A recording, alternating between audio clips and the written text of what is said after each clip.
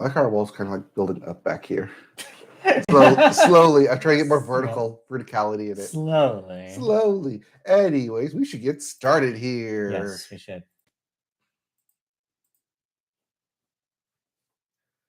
And we are back with another episode of the Media Boat Podcast, your weekly episodes for our talk on movie, TV, music, and video games.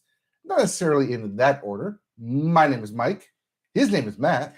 My name is Matt. His name is Mike. Thank you for joining us in this March 4th episode. We've hit March. Yes, we're in March, the best month. March 4th, 2023 is today's date. This is episode 373 of the Media Boat Podcast. And like he said, we're going to give you the lowdown on news and thoughts about this week in media, including movies, television, video games, and music, not necessarily in that order. It's exactly what I said. I know. Just reiterate. It's like it helps you remember. It's like an echo in here. It helps. It's the same thing as you say the name over and over again. It helps you remember. Well, it's like a palindrome because like you say it, then I say it, then you say it. It's like the episode title, like 373. 373 goes forwards and backwards. It's Ouroboros, snake eating its own tail. Oh, that reminds me. Do we ever finish talking about the physical 100? No, I mean, maybe you didn't talk about the end of it, but wait until the television section. Okay, because there's an Ouroboros reference in it. Aha. Well, before we get there. Yes, before we get to the Ouroboros. We need to talk about the beginning of the show, which is... music. And we start the music with the Billboard. And we start the Billboard with the Hot 100. Yes. Once again, your number one song is Flowers by Miley Cyrus. So this has been number one for about 4 weeks now? 5 weeks now? Oh, at least, yeah. Have you listened to this yet? I have only ever heard the chorus. Okay. I have not heard this in its entirety still. I don't listen to the radio anymore, so... Yes, but we could seek this out if we wanted to. Yeah, I'm good. At 2, Kill Bill by SZA. Yep. At 3, Boy's a Liar, Part 2 by Pink Panthers and Ice Spice. Moving up a spot this week. Coming in at 4, Metro Boomin, The Weeknd, and 21 Savage with Creepin'. Not that creeping, but creeping. And rounding out your top 5, Last Night by Morgan Wallen. As for your albums chart, you have Billboard 200. At number 1, SOS by SZA. Mm-hmm. At 2, Trustfall by Pink. Yep. I think that's debuting at number 2. I believe it is. Coming in at 3 is Midnights by Taylor Swift. At 4, Heroes and Villains by Metro Boomin. And rounding out your top 5, Dangerous, the double album by Morgan Wallen. And I'm sorry to report, but this will not be the end of him. He will have a new record on this list probably next week. Dangerous, the double album. Mm-hmm. Dangerous, the triple album. Yeah, the triple album. Might as well be. I heard that the whatever his new thing is also has 36 tracks on it. And I'm like, what is this man doing? I think people are just throwing lyric sheets at him and seeing what sticks. Record this. Who the hell knows? Anyways. If you didn't like any of those albums, we have new releases. Okay. Starting with Radical Romantics by Fever Ray. Okay. Love as Projection by Frankie Rose. Past, Present, Future by Meet Me at the Altar. UK Grim by Sleaford Mods. Mm-hmm. And Endless Summer Vacation by Miley Cyrus. Does someone need to get Miley a calendar? That it is March and is not summer vacation yet. Not even close. Some people haven't even had their spring breaks yet. Yeah, right. Oh, Miley. Keep living in your own world there. See, if you set the album out now and release the singles over the next 2 months or the next month, by the time you get to April, end of April, that's when summer starts. You're almost there. And everyone's going to listen to it. Everybody knows that. All right. Well, anyways, let's get into the music news then, shall we? And we'll start over on the East Coast, where Travis Scott has been accused of assaulting a 52-year-old man at a New York nightclub where Don Tolliver held an after-party following his concert at Irving Plaza. Officers from the New York City Police Department confirmed to Variety that the assault occurred at Club Nebula in Midtown Manhattan at 2 a.m. And thus the saying goes, nothing good ever happens after 2 a.m. It's true. Quote, a 52-year-old male and the 31-year-old male got into a verbal dispute which escalated into a physical altercation. The victim was punched in the face, and there was subsequent damage to an audio speaker and a video screen, causing about $12,000 in damages. Shit. The investigation is ongoing.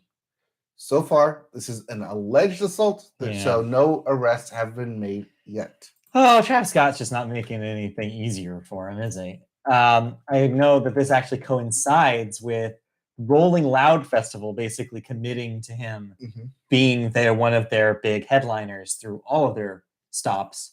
It's like, what are they doing? I'll say, isn't Rolling Loud this weekend in Los Angeles? I think it starts there, and then I think it's also they've got international dates. Yep. So yeah, it's just embarrassing, Travis Scott. Like, come on, like, what are you doing? What are you doing with your career here? One thing after another. Maybe he just needs to go to McDonald's and pick up a Travis Scott meal. Is that still there? I thought they were on to the Cardi B and Offset meal. Well, yeah, but you can still get a Travis Scott meal at McDonald's. Oh, you just order it a la carte. You can't just order it by name. Yeah, you just can't order it as a Travis Scott meal. Yes. Don't do that. Yes. Just also, don't order the Cardi B and Offset. Actually, I don't know what the Cardi B and Offset meal consists of. All I've seen is the ad that it exists. It's just it's like a date night meal of like two burgers. Though is it like chicken two burgers, one shared fry, one shared apple pie, and one shared two drinks? Okay, I object to this because you cannot share an apple pie. Those apple pies are not shareable. No, those are single serve. Yes, but there's one apple pie in the meal. I would also argue that the fries, those also would not be shareable to me. I think that I can take down a large fry. Personally. I believe it's a one medium fry, not even a large. Oh, that's even more ridiculous. Exactly. Well, Cardi B and Offset, what are you doing? What are you doing? What are you doing? Well, they're following the promotion that Travis Scott did. But don't follow him over here into assaulting 52-year-old men. No, it's a bad road to go down. Allegedly. All right. What's their second story here? All right. For the oldies here. Yes, our second story takes it way back. Way back. Actually, my boss would really love this story because he is a major Kiss fan. Well, tell him that he has a limited time to do this. Oh, I actually mentioned to him last year when they announced that Kiss was having their final show tour. Like, hey, did you get your tickets already? And he's like, of course I did. Of course he did. Of course he did. But in case you didn't get your tickets to see Kiss in concert, well, the absolute final shows of their final tour for a finality that may or may not have a reunion has officially been announced. The North American leg that kicks off in October and closes with 2 back-to-back nights in New York City's Madison Square Garden on December 1st and 2nd.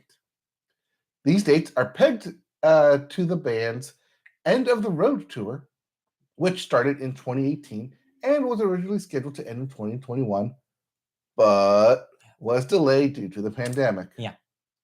The long-winded trek is the band's self-proclaimed final retirement send-off, though the band's touring career has notably been extended several times following a farewell tour in the 2000s. In the year 2000. In 2000. In the year 2000. The band made the announcement on Howard Stern's Sirius XM show. So, I mean, okay. Yeah, they're like the Tom Brady of eventually music. They'll come back. Like, they just keep retiring, but they keep coming back. 20 years later, here we are again. They still say that they're going away. However, yeah, I guess if you care about Kiss, you might want to, if you want to see them before they call it quits for good, this might be your last chance. So... And where else to rock and roll all night and party every day than in a city that doesn't sleep? I mean, that makes sense, right? Like, yeah, unless you slip in an Ambien. No, I don't like that. No, Jay-Z does. Yes. Anyway, yeah, I don't care about Kiss, but I'm sure there's people out there just like your boss who do. So. Yes, there are definitely people out there who like Kiss, who are big Kiss touring fans. I believe. So friend of the show, Lexi is a big Kiss fan. Yes. So yeah, shout out. Go follow her Twitch. Yes. Anyways, she'll never hear this. Until we secretly bombard her Twitch. Right, until you send her what's the term? What's the thing you do on Twitch? What, a raid? Yeah, a raid. Yeah, raider. A raid. Yeah, or vice versa. Anyways, let's move on. Did you listen to anything? So no, there weren't a whole lot of releases this week. I checked the new releases. I was like, there's nothing here. I did listen to one thing. Okay. But it does coincide with TV. Well, we'll get there. We'll get there. Yeah, I saw a lot of TV soundtracks and a video game soundtrack. I was like, what is happening on the new releases this week? But anyway, that means that's it for music. Yep. So let's go right into video games. Video games. Cruising right along here. Yes. Starting with new releases. All right. We start with Dead Cells, Return to Castlevania. This is DLC for Dead Cells that will feature Castlevania characters, enemies, and locations. This is for the PS4, PS1, Switch, and PC. Yeah. Sorry, did I say PS1? Xbox One. PS1. Yes. The PlayStation 1 version of Dead Cells. Yes. That actually looked pretty cool. PlayStation 1 DLC. Anyway. Must have Ethernet connection. Yeah, right. We also have DLC or expansion for The Outer Worlds, Spacer's Choice Edition. So this is kind of a like Game of the Year edition kind of style where this is just bundling all of the content that's been released since the original game's release into one package you can buy for $60. And that's for the newer consoles, PS5, Xbox Series X, and PC. Yeah, no word on that sequel to The Outer Worlds that supposedly Obsidian is working on, along with their 5 other projects. There's also Clash, Artifacts of Chaos for everything but the Switch. Sure. There's also the fighting game Fatal Frame. Yeah, that's not a fighting game. Yeah, Fatal Frame is the fighting game. Fatal Frame is not the fighting game. It is. No. Isn't it? It is. I don't think it is. Fatal Frame, Mask of the Lunar Eclipse. I thought that was about like horror game photography. No. I'm sure. You're thinking of Guilty Gear, I think. No. Fatal Frame. Survival game. Series. I think of Guilty Gear. You are thinking of Guilty Gear. Fatal Frame. Yeah. Also an alliterative game. Yes. Is a survival horror game where you take photos. It's the frame. Yes. I think he has Guilty Gear. Anyways. Yes. So that is coming out on everything, including the Switch. Yes, that's everything. And then lastly, I was going to write off here. Yeah, on my Monster Energy Supercross 6 game. For everything but Switch. Yeah, everything but Switch. I mean, yeah, something for everybody this week, I guess. Yes, clearly something for everybody. Except for fighting game fans. Yes. All right, well. Unless you want to like kick someone on a bike. Yeah, you could. Yeah. All right. So let's get into some video game news. Yes, and we start with the Pokemon Company. Pokemon Direct happened. Yeah. A Pokemon Direct happened this week. Yes, they announced a lot of stuff, stuff that you don't have on here, including the official announcement of what Pokemon Sleep is. Yeah, so we'll get there. I figured we'd be able to talk about that after we read the main story here. Okay. We'll talk about the couple of other things they announced. All right. So the main story is that, yes, DLC is coming. Yes. We knew it was coming. Their expansion pass is coming. But they finally announced what it was. Yes. So the Pokemon Company has announced a 2-part Pokemon Scarlet and Violet expansion. Just like what they did with Sword and Shield. Yep. Hidden Treasure of Area 0, Part 1, the Teal Mask, and Part 2, the Indigo Disc, will be released this fall, autumn, winter, sometime this year. So this specifically is the first Part 1 will be sometime in the fall, so expect that probably October is my guess. And then the winter one will probably be December. It's probably January. After the holidays. I don't think so. I think that's definitely timed for the holidays. I'll get to why I think that a little later. But anyways. All right. So this was revealed during a Pokemon Presents broadcast on Monday. Mm-hmm. The DLC will see players travel to the land of Kitakami. Yes, that. Kitakami. Kitakami. And encounter brand new Pokemon. Note, that means that you will be leaving Paldea. Yes. Weird choice, in my opinion. I mean, technically the same thing for Sword and Shield. They sent you to a different island. Yeah, I guess. So both parts of the expansion will introduce older Pokemon not found in the Paldea region, including Milotic, Ninetales, Shiftry, Metagross, Seal, and Alchemy? Alchemy. I think the L is misplaced in this. Yes, Alchemy. Yeah. Yeah, the vanilla. Little like cone. Whipped cream looking guy. Yes. Players who pre-order the expansion will be provided with a new uniform set, which will differ depending on which game you have. Note. I want to note here. I was waiting during this trailer for like, please let us buy clothes. Please let us buy clothes. And this is all they offer. A new uniform set. So it's just more default uniforms. Still no buying actually new outfits for your trainers.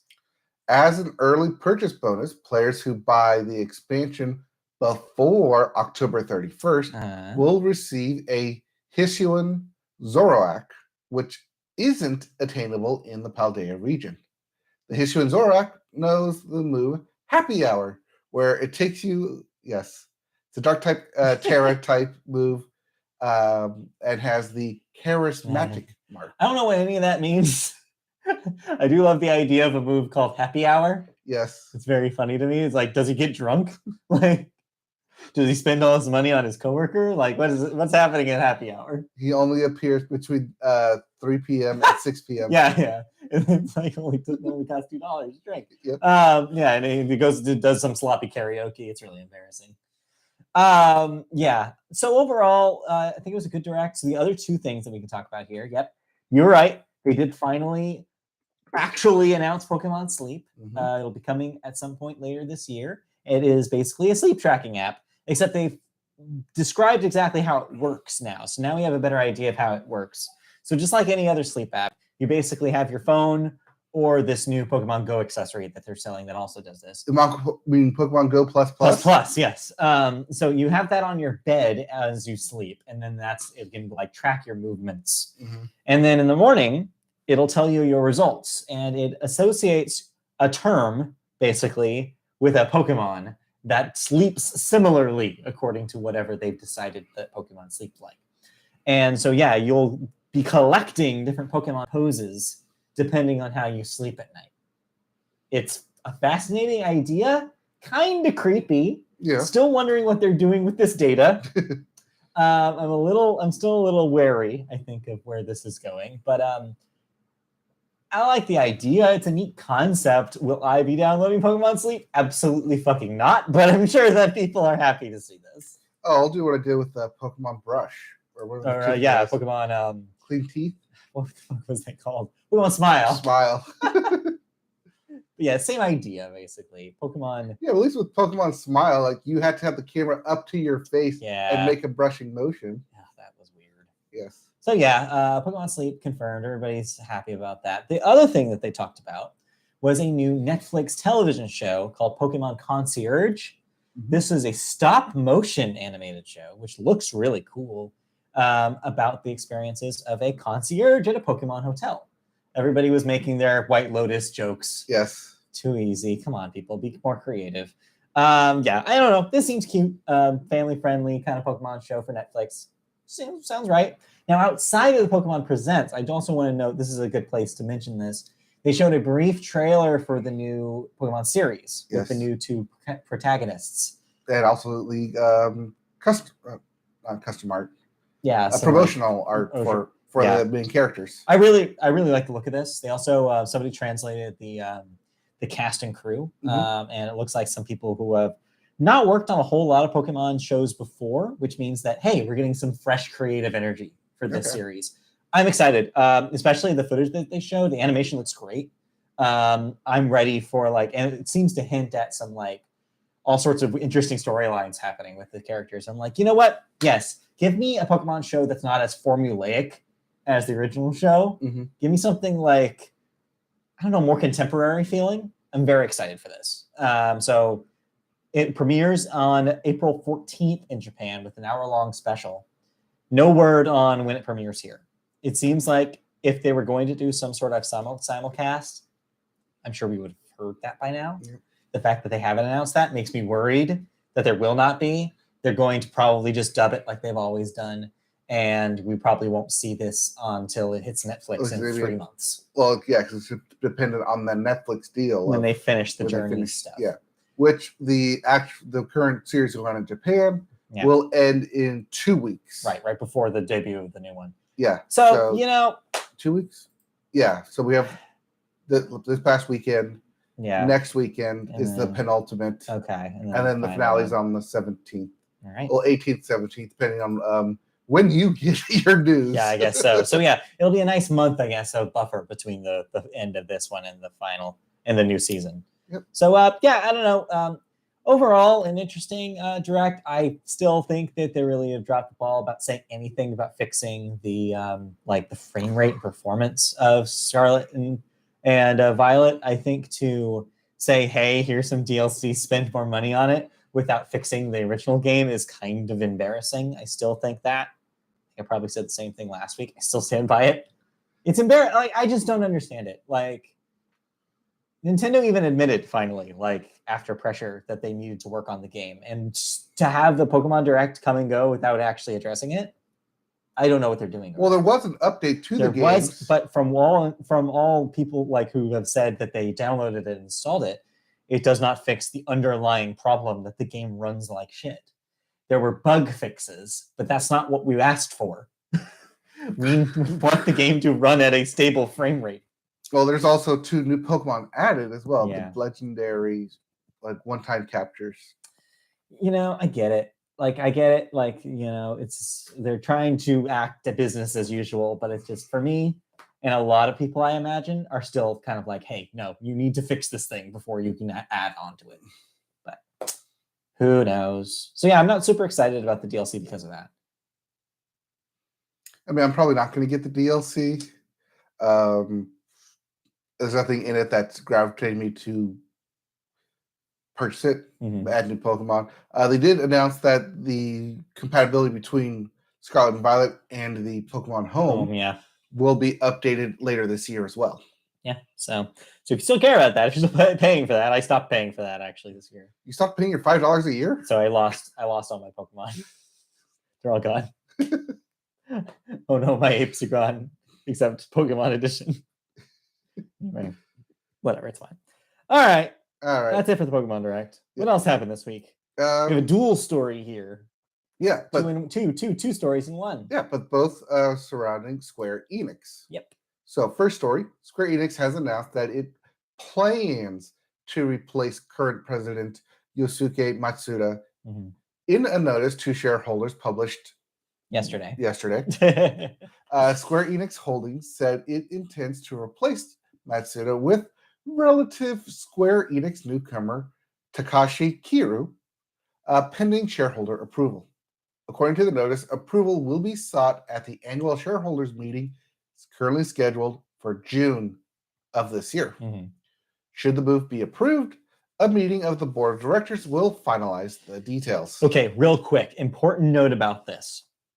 So the headline of the PR thing that came out about this from Square-Enix said that the reason for this appointment of this Takashi Kiryu guy is because of, quote, his interest in like innovative technology and upcoming things.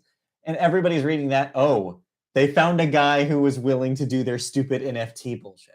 Probably. So that seems to be the theory here, is that they ultimately ousted the guy in charge because all the board probably was going so hard on the NFT stuff. They were like, well, we want somebody in charge who's going to do what we want them to do and go whole hog into the crypto business. Maybe not just even the crypto, but the microtransactions. Yeah.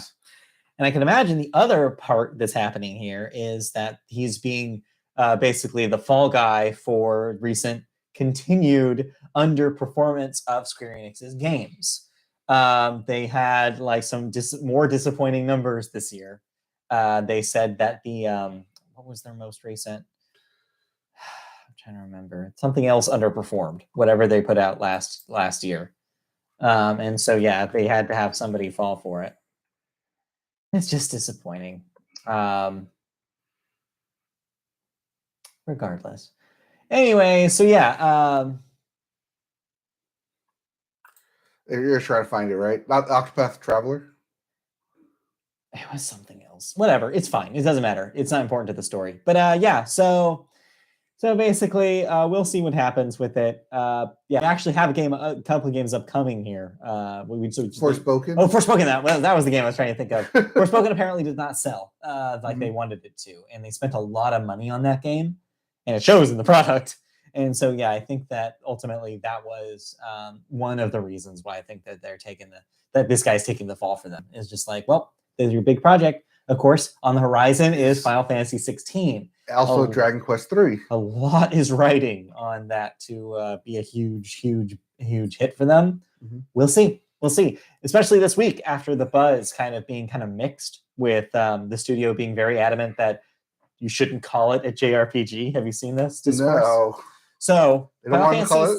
So here's the deal: Final Fantasy 16, the combat system is a character action game. It's Devil May Cry. Okay. So it's not even close to anything that Final Fantasy has done in the past. And so a lot of people are being like, well, this isn't a Final Fantasy game. And so there's been back and forth between fans and Square, and all the stuff that Square is saying is like, don't call it an JRPG. Like, we don't like that term. It's still a Final Fantasy because it's all the storytelling and like cutscenes and presentation that you expect. And yeah, the fans aren't having it. So there's like a little bit of controversy, I think, before this game comes out. We'll see how it goes.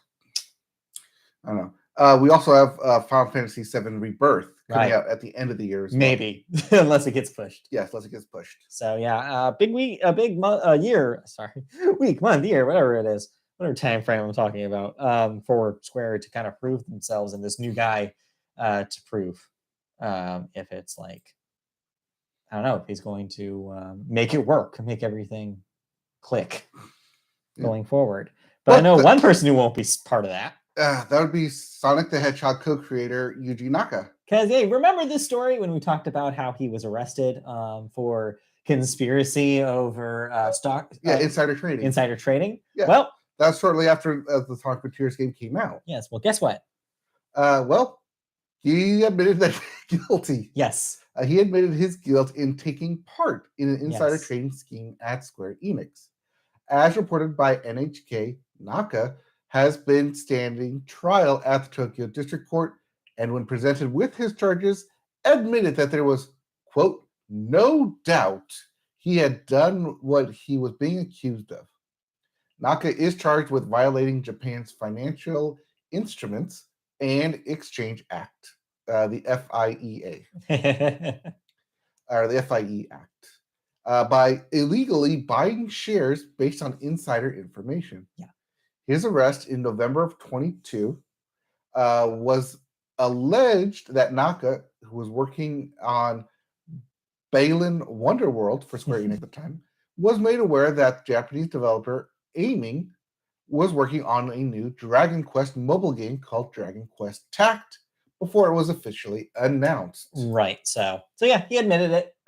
This doesn't have this here, but in case you're wondering how much, over $1 million apparently was on the line for this. And so, yeah, obviously that is lock 'em up status kind of numbers there. So, well, maybe in Japan. Yeah, in Japan. Yeah. And so, yeah, so it, I guess I'm glad that he was honest about it. We probably won't hear from Yuji Naka for a while. Mm. So sorry, everybody who was waiting for Balan Wonderworld 2. Sorry, not gonna happen. All right. So now that so between the Pokemon game news and Square Enix news, that's all Japanese names. Sorry about that. So some weeks, Japan is only video game news we got. Sometimes I do that to you too. Yeah, you have me read all of the really difficult basketball player names. Yes. Or the tennis players. Oh, that does remind me. We'll get there. Anyways. But first, we have a game to talk about. We both played a game this week. Yes. A new release? New question mark?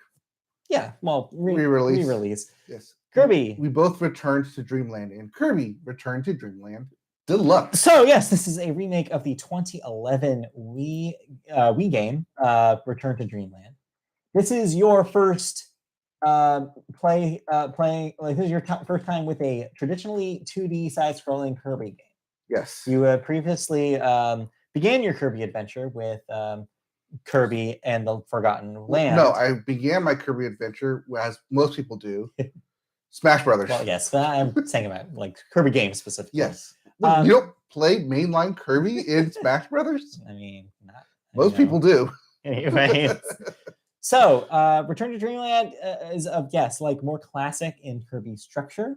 Mm-hmm. The hook here is like they have special mega versions of the copy abilities that you can get by defeating a mini boss. And they have cool, crazy animations, and Kirby becomes super, super powerful for as long as they last. That's kind of the hook here. Otherwise, it's a pretty traditional Kirby game. You're going through stages. You're trying to get parts for your new friend Mandalorian's ship so he can recover and return to his home planet. Yes, the Mandalorian. Yes, very funny. As we've been calling him. That's really good. I played a little bit of this. I played about a couple hours so far. I've gotten a few worlds in, and it's a very Kirby game. It is harkening back for me to, it reminds me a lot of the 3DS games, including Triple Deluxe and Planet Robobot. It also reminds me a bit of kind of a combination of some of the stuff they did in Superstar, but with kind of the more modern Kirby in something like Kirby 64. It's fine, is kind of where I'm at right now. It's a cute, fun Kirby game that I think a lot of people are going to be like, what else is here? And their solution to that is, well, if you want to take a break from the Kirby game experience, you can go to Mandalore's Merry World or whatever it is. And once you go there, it's basically you can play a bunch of mini games and get stamps and unlock characters and like accoutrements to decorate stuff with. I don't know about that part of the game. I think that I've always been like weird with the mini games in Kirby. They're fun for one time, and then once you've played it once, I'm like, do I ever want to play this again? I don't know. I don't know if I ever want to play that again. So I find myself just returning back to the main game and just playing the story mode. Also, I was playing handheld, so you're gonna have to tell me if you saw this. If you saw this, there was a difference here. But in handheld, at least, the frame rate changes drastically between the story mode levels and the overworld for the minigame world. It gets chopped, where it's 60 frames in the story mode, and then it's a really rough 30 on the other half. I wouldn't know this. Okay. Not because I didn't play it handheld, because I did. Yeah. But rather, I didn't go to Mandalore's. Oh, you didn't even try it? I didn't even try it. I was just good. Honestly, it's fine. You're not missing anything. I was just mainlining the story. So, how's your experience with this pretty basic style of Kirby game? For me, it was maybe too basic. Yeah. So one of the things that I really liked about Kirby and the Forgotten Land, besides it being a 3D adventure, was that there was a reason for you to go back to the levels if you missed stuff. There was a reason to go back and try and like collect stuff. You missed this, or finish the world in X amount of time. There's different like goals and advantages of replaying each level. Here, with Return to Dreamland Deluxe, as soon as I collect all the gears in that level, I have no reason to go back to it at all. Right. Yes. Also, that's all I'm collecting in these levels. I'm not collecting anything else. I've even noticed that, like, I don't have to defeat anybody. I can just run past everyone. It's a speedrunner's kind of delight. Yeah, the Kirby games are traditionally set up that way. And even Forgotten Land is that to a certain extent. There's no real reason to to defeat all the enemies. Yeah. No, sometimes there is, because they see an in your obstacle way of destroy everyone here. The next thing, like basically arena drops. Yeah, I think your sentiment is more or less what the kind of the consensus is here. It's I think people were spoiled by Forgotten Land. I think Forgotten Land has raised the bar for a lot of people's expectations for Kirby games. And so to have a bit of a throwback here, I think is throwing some people off and being like, wait, but this isn't enough. But that's the thing, is that this was what Kirby games were until Forgotten Land. I think it's very easy to forget the simplicity of games like Kirby's Adventure, which this reminds me a lot of. And so, I think that if you maybe keep your expectations to the level of a traditional Kirby game and not to Forgotten Land, I think it's easier to accept what's here. But You can very well skip this and wait for a Forgotten Land sequel if you really want more of that kind of Kirby experience. Now, this game originally came out in 2011. Right, yeah. And you kind of feel it, yeah. It looks a lot better, I will say, than the Wii version, of course. It's I think it's a beautiful looking game. It's very colorful. I love the character designs. There's like a very subtle cell shading effect happening, which I think really looks good. And does give it a little bit of a different air than Forgotten Land's more kind of, hate to say, realistic. And yeah, I do miss I do miss the absence of mouthful mode. Yes, I think with the Kirby Forgotten Land, because you could get abilities and upgrade the abilities. I thought that was just standard. No, that was new. That was new for I didn't know that. Forgotten Land. Yeah. And yeah, these Kirby games, I think of it as a Pokemon game, right? Where like each of these Kirby games have a hook. Yes. And this is this game's hook. And like that was Forgotten Land's hook. It's like it's the Mega Evolved. Rarely do they iterate. Abilities. Rarely do they iterate. There's a reason why there's not a whole lot of direct sequels in the Kirby canon, except for Dreamland 2 and 3. And even 3 is vastly different than 1 and 2. So it's like, yeah, it's that. Well, you're talking about like 90 stuff though. Right. It's always been a series of this time Kirby is doing this. And this is just another version of that. Okay. So yeah, it's not going to be everybody's favorite Kirby game. I think that people who have nostalgia for that Wii game might have a really good time here. I don't know if the stuff they added is enough to justify a brand new purchase, though. So I will say, give it a shot. If you can rent it on a GameFly, this is maybe the best way of doing it. Yeah. Or even better, there is a demo on the Switch. Download that, try out the demo. If that's the kind of Kirby that you want to play, then hey, maybe you could pick it up. Yep. But I'm trying to mainline the main beat so I can get to the new Mandalorian ending epilogue. Yeah, there's it's like a 2 parts kind of game. Like there's a first half and a second half. So yeah, it's cool. It's a Kirby game. Depends on what you're looking for with Kirby, but I think most people will have a good time with this, and it's a good family co-op experience. Now, speaking of co-op, have you tried the co-op? I have not yet. Okay, it's on the list. I don't know if Christy's going to want to play it. We'll see. All right. Should not have a good time with the Forgotten Land co-op. I couldn't find time to co-op this week, so maybe next week. But I'm not sure how fun it would be. Right. Anyway, that's Kirby.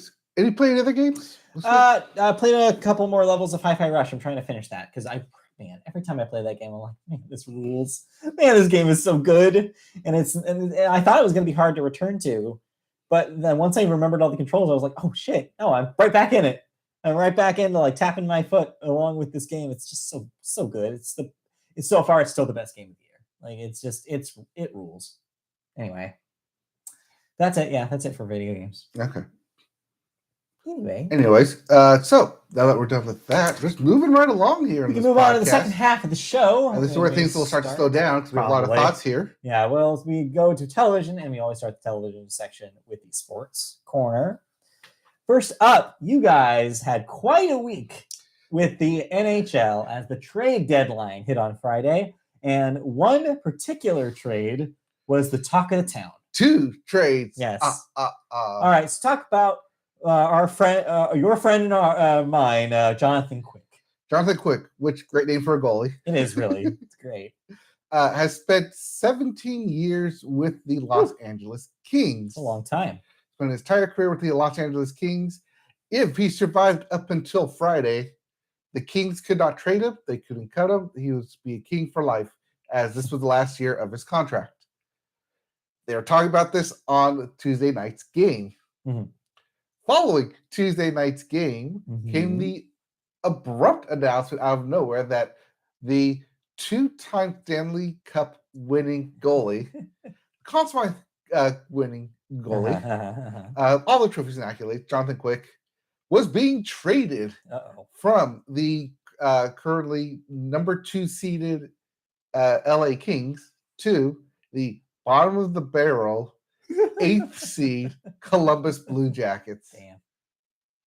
And the world, or at least my world, reacted in shock and awe. Shock that he was traded, and awe you should have retired. But I mean, this means that he technically will not be King for life. even if he does retire at the end of this year. Still 20 games left in the season, plus playoffs. Yeah. So yeah, he was sent off to Columbus in a really like shocking trade to everyone. But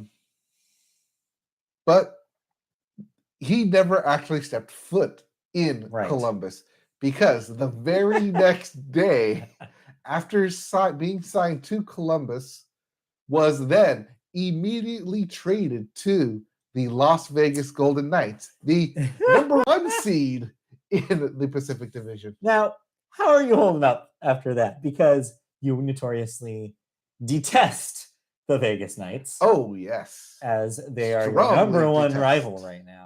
How do you feel about this? Oh, strongly detest. This is where my tinfoil hat comes on. All right. This was always the plan? This was always the plan. They never wanted them? No.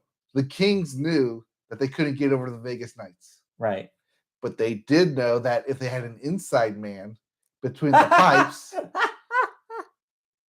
that they could manipulate the playoffs when they eventually played to get to the Stanley Cup. Okay. Because they're right now they're ranked 1 and 2. I'm gonna take your tinfoil hat. I'm gonna maybe fold it up. I'm gonna set it down over here. I think that's insane. That's okay. You have a tinfoil goalie mask. I don't think that would work very well. The puck just hits that, and it just crumples in, and you still get hurt. I don't think you're right. What I will say, though, is that, man, trades are wild, aren't they? Well, this was the trade deadline, and this was the biggest trade, at least. Well, that was technically not the biggest trade. Okay, what was the biggest trade?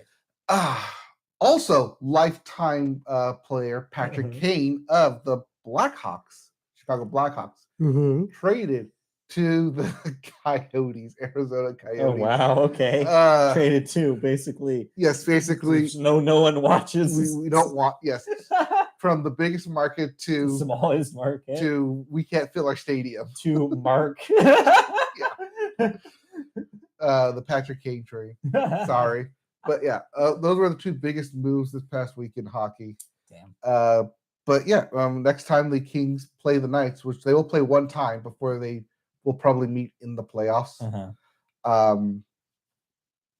Jonathan Quick. We'll see. They'll get to shoot on Jonathan Quick if he's playing, but he probably will, because Vegas is hemorrhaging goalies right now, having already gone through 3 goalies. Damn. Well, that's maybe a good move for them in the season. They needed it. Yep. Well, we'll see how that goes, and we'll see how the hockey shakes out. You have a hockey game tonight to attend, so you'll give us the Kings update in real time. But before that, yes, all the tears, the memorial that is Jonathan Quick's goal. Yeah, sad, so sad. But anyway, if you're not into hockey, you might be happy to know that baseball is happening and firing on all cylinders. So many cylinders, in fact, that the United States can't handle it. There has to be so much baseball that the world is playing baseball with each other. World Baseball Classic, where the actual World Series will take place. Yes, the actual World Series will start on Tuesday. This involves some of baseball's finest, including our own Mike Trout and Shohei Ohtani, not playing on the same team. Yes. But yeah, and so plenty of other names that you recognize are sprinkled throughout the international teams here. I don't know how to watch these. I don't think that this is included in my MLB.TV subscription. I wish it was.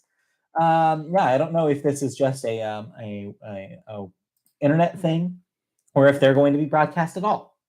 I'm pretty sure they're being broadcast, right? Yeah, I don't know. I honestly do not know how to watch any of these games. Oh, FS1. Fox Sports 1. So I guess there will be ways. Yeah, FS1. But do your research, I guess. But yeah, so those will be starting this coming week. Spring training is still in full effect. And the season proper, the MLB season proper, will start at the end of the month. Yeah. So look forward to all of that and more. Yeah, FS1 and FS2. So I guess Fox has gotten the rights to these. Well, that's fun. Wait, where's the... Well, I guess to a certain extent. Oh, Tubi has some of these. Yes. Oh, there's the USA. USA plays Angels on March 9th. Not televised. Not televised. Hey, then Angels Radio will have that call. That's next Thursday. That will be a good one. Anyway. Well, we're playing against our two powerhouses. Right? That's funny. That'll be hilarious. Yep. Who's going to pitch against Mike Trout? Weird. Well, actually, don't they do that all the time? They do that batting practice. So, yeah. Anyways. Well, so there you go. World Baseball Classic. We'll see how that goes. Yep. And then also in sports this week, we may be in the off season for the NFL, but that means that it's time to get the new blood in the system, and it all starts with the Combine. Yep, they are in Indianapolis this past week for the NFL Combine, and the fastest man at the Combine is DJ Turner. DJ Turner, the second, cornerback out of Michigan, with a 4.26 40-yard dash. Hot. Beating out one Darius Rush. Wow, be the man named Rush. I want to point out that there's a man named Keely Ringo. Yep. Trevius Hodges Tomlinson. That is a football ass name. There's some real football names on here. Oh, we love going through these football names. Tyreek Stevenson. Yep. Jartavius Martin. And Sidney Brown. Yep. Robert Beal Jr. Very football names. Nick Jones. Yaya Diaby. Defensive end, Yaya. Chamari Connor. Tyreek Jones. Julius Brents. Anthony Johnson Jr. Yes. Derek Hall. Lonnie Phelps. DeMarvion Overshone. DeMarco Helms. Isaiah Foskey. Okay, we can't do the rest of this podcast just reading names. Well, you just kept going, so I just kept going. Anyways. So yeah, any other highlights from the Combine? Let's see, your strong man, defensive tackle, Mazzie Smith, with 34 reps of 200 pounds bench. Damn. Everyone gets 200 pounds to bench press as many times as you can go. 34 reps in one go. Yeesh. Yeah, this is these bench presses where you're going to see your defensive tackles, your defense. So who's the man of the future? Who do you think that's going to count? Like, who's going to be the man to remember here? Oh, that's going to be your quarterback. Quarterbacks haven't gone yet. That's right. So we'll wait. Yes. Wait and see for that one. No, but the the vertical leap? There's your Jartavius Martin. Yep. Well, there you go. 44-inch vertical. Whew. For him.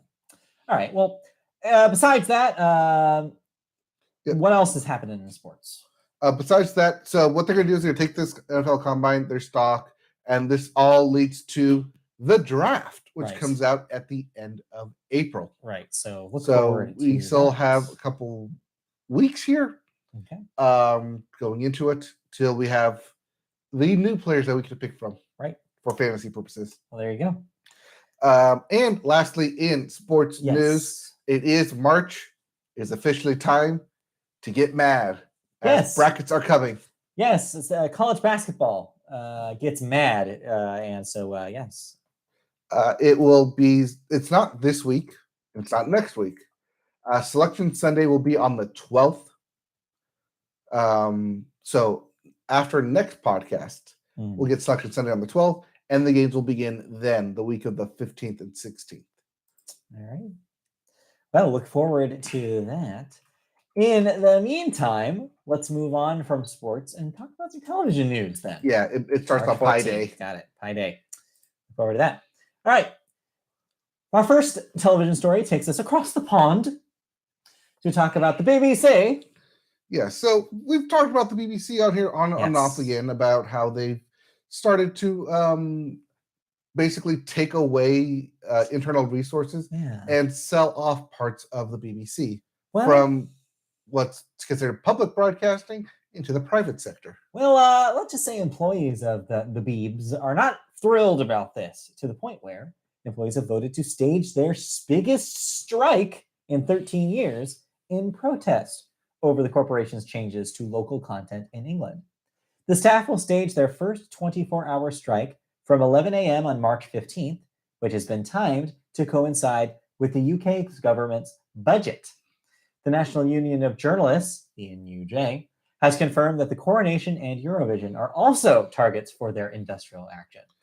just so you know the timeline of that. Yeah. This is the first strike. Mm-hmm. If things aren't met, the coronation is going to take place in April. Right. That will be the second strike. Eurovision is during the summer. So basically, when they need those employees the most, they will not be there. Yes.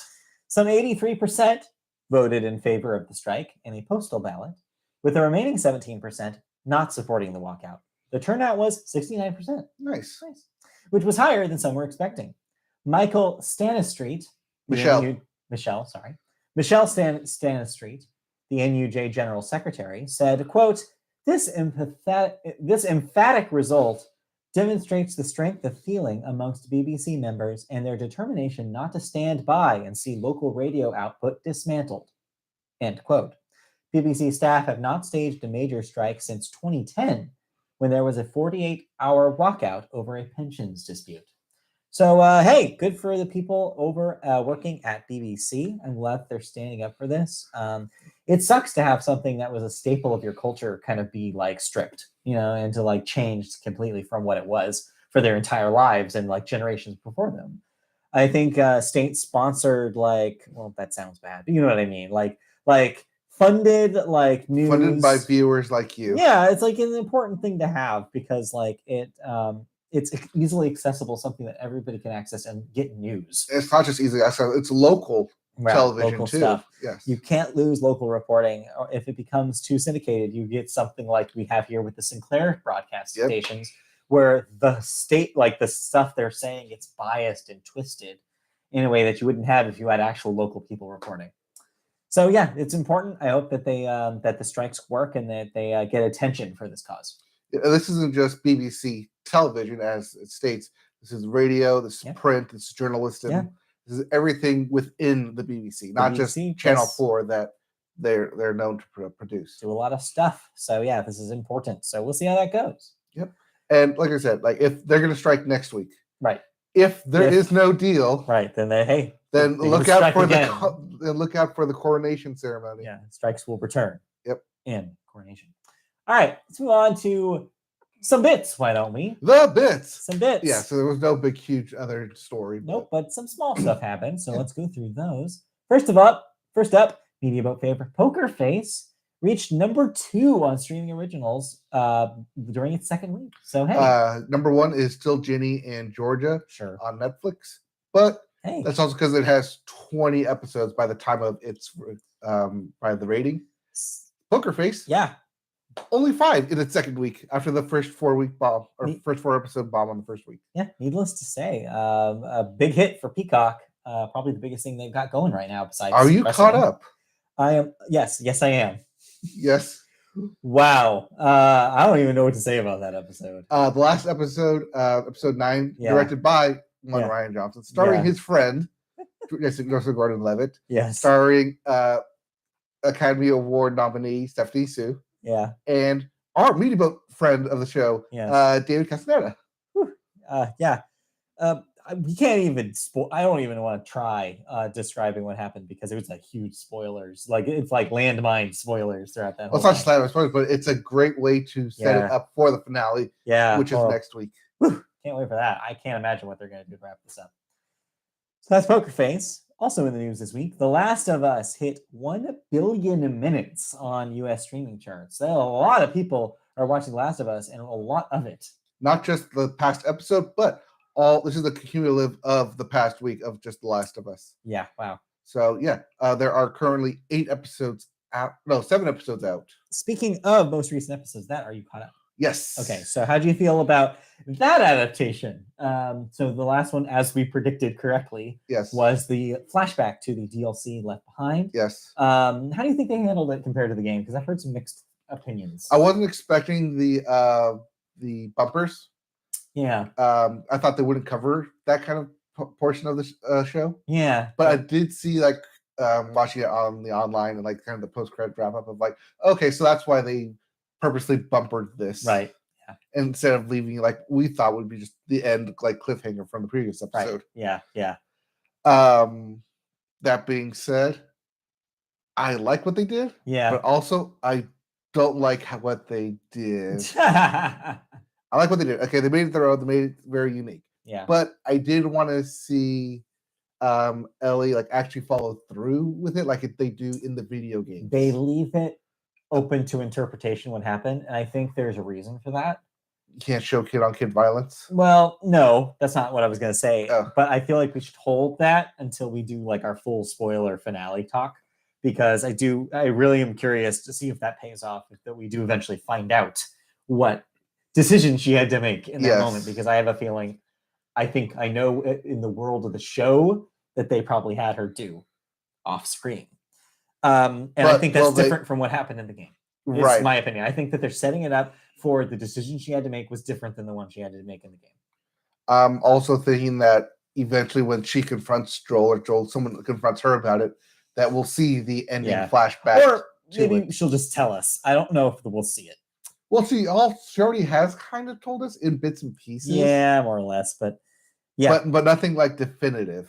But yeah, overall, I really enjoyed that interpretation of it. I kept thinking like, wow, every single thing. I was like, wow, this is all in the game. Yeah. This is crazy how accurate it was. Of course, this one was actually fully written by Neil Druckmann himself, and you could tell. Yes. Because it was very adhered closely to the game. And I was like, all right, Neil, we get it. Yes. You get it. We were very proud of that game you made 10 years ago. We get it. But yeah, overall, neat episode. And I'm happy to see where they go. Like, I'm interested to see where they go from here.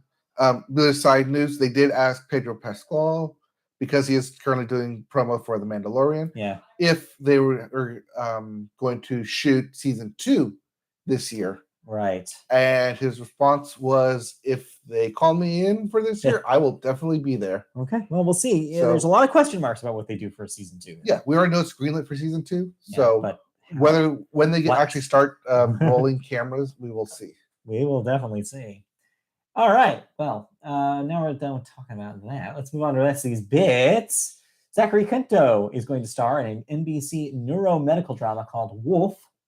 This is to replace the recently finale of New Amsterdam. I see. Okay. And I mean that specifically because Wolf will be set in at Bronx General Hospital. Okay. Not in New York, where New Amsterdam was located. Just in the borough, just outside of it. Does that count as a spinoff? No, because they have to actually reference New Amsterdam for it to actually be a spinoff. Okay. As for Zachary Quinto or someone in that show had to have shown up in New Amsterdam for it to be a spinoff. Who knows? The rules are weird. Yes. But this will be specifically a neuroscientist's medical drama. All right. So another one of those. Well, it goes, they need at least 2. Must always be 2 medical dramas on NBC. Yeah. They have Chicago Med, and now this upcoming Wolf, which we'll probably see in the fall. Bad name, honestly. Like, that does not evoke hospital drama to me. Well, that's because he's Dr. Wolf. Dr. Wolf. Dr. Wolf is a better name. It's called Dr. Wolf. But then you think horror, like, this doctor is also a wolf. Yes. Werewolf. Yeah, maybe so. Doctors becoming wolves. All right, next up in the bits here, guy who I'm sick of hearing about, Jeremy Clarkson, is going to be done with his stint on hosting Who Wants to Be a Millionaire, the British version, in the UK. He will end next season. Because that season has already been shot. It's already in the can. So just the continuing exodus of Jeremy Clarkson. Bye. Good riddance.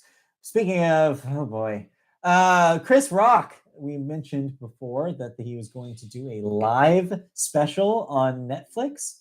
Well, it would also be bumpered with pre- and post-show programs when it airs this Saturday. Is that today? That is today. Okay, so Chris Rock, today, March 4th, as of this recording. Yep. So tune in, I guess, if you care. Yes. This will be Netflix's first live streaming of a show, especially with Chris Rock. So get your sensors ready, maybe. I don't know. It's on Netflix, so watch on your own accord. Yeah, we'll see. But yeah, you get a pre and post show. Yeah. Hey. Netflix just trying out everything here. See how it works. All right, with that'll do it for the little package of bits that we prepared for you. But next, we have something else that we prepared for you. Some piping hot thoughts. All right. What did we watch this week? Where do you want to start here? Let's start with the weekend. Yeah, it is the weekend. It is the weekend. And you watched some Weeknd. Yes. So last week I mentioned that the Weeknd live at Sofi was having his concert premiered on HBO Max last week. So this happened. It happened. I watched it. That concert looked amazing. All right. It looked fantastic. I'm happy that I watched it.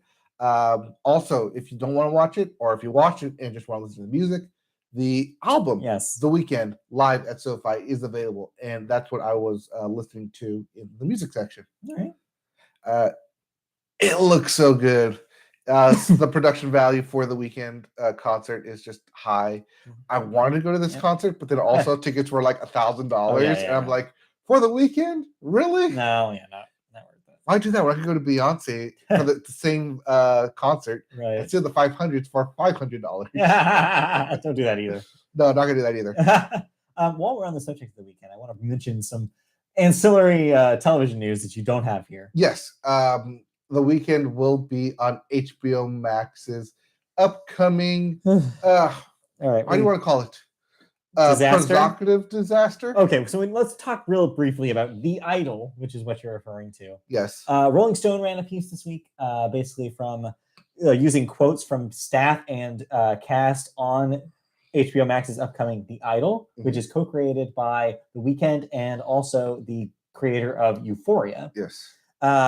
This one is the one that stars The Weeknd and Lily Rose Depp as the titular idol. And do I mean titular? So yeah, it seems like judging by I read the article, and judging by the tone of it, it seems like for all intents and purposes, the show is not what it originally was. Apparently, when they fired a director, the Euphoria guy kind of took over, and it became his show. And they had to do a billion reshoots. They had to rewrite everything. So they were waiting for scripts to come in at the last minute. Crew were noting that the tone of the show has gone in a really creepy, skeezy direction, and that it's not. They stripped out a lot of the female point of view that the original scripts had.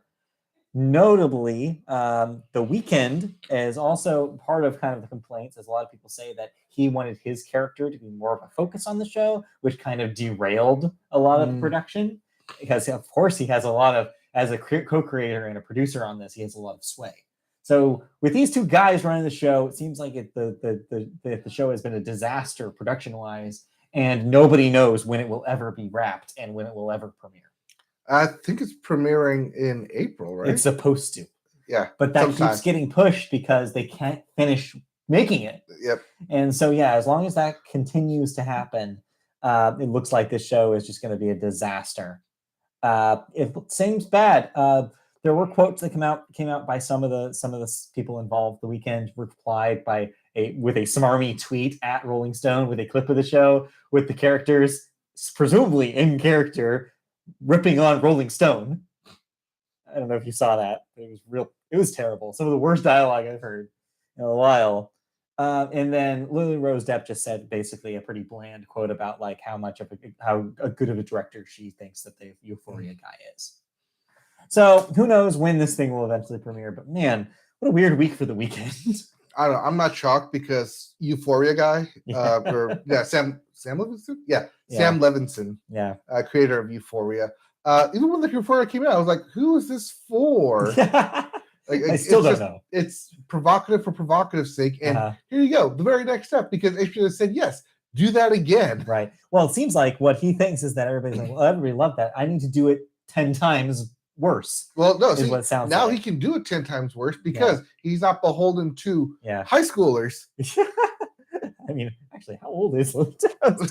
She seems very young. I don't know. Well, no, the content of Euphoria is supposed to be about high school, and this is like the real world adult life, and supposedly with it more than Entourage could in its time. Yeah, I don't know. It seems like a disaster, and I have no interest in watching this. But man, it's a fun train wreck to watch. Speaking of fun train wrecks to watch.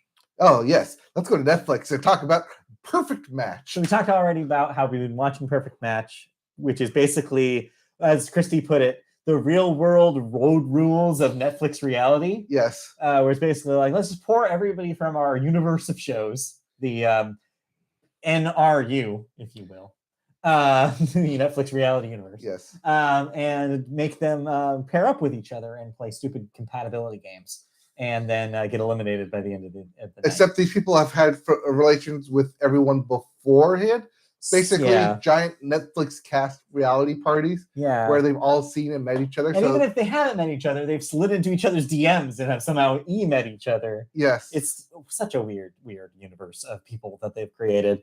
And and thus chaos.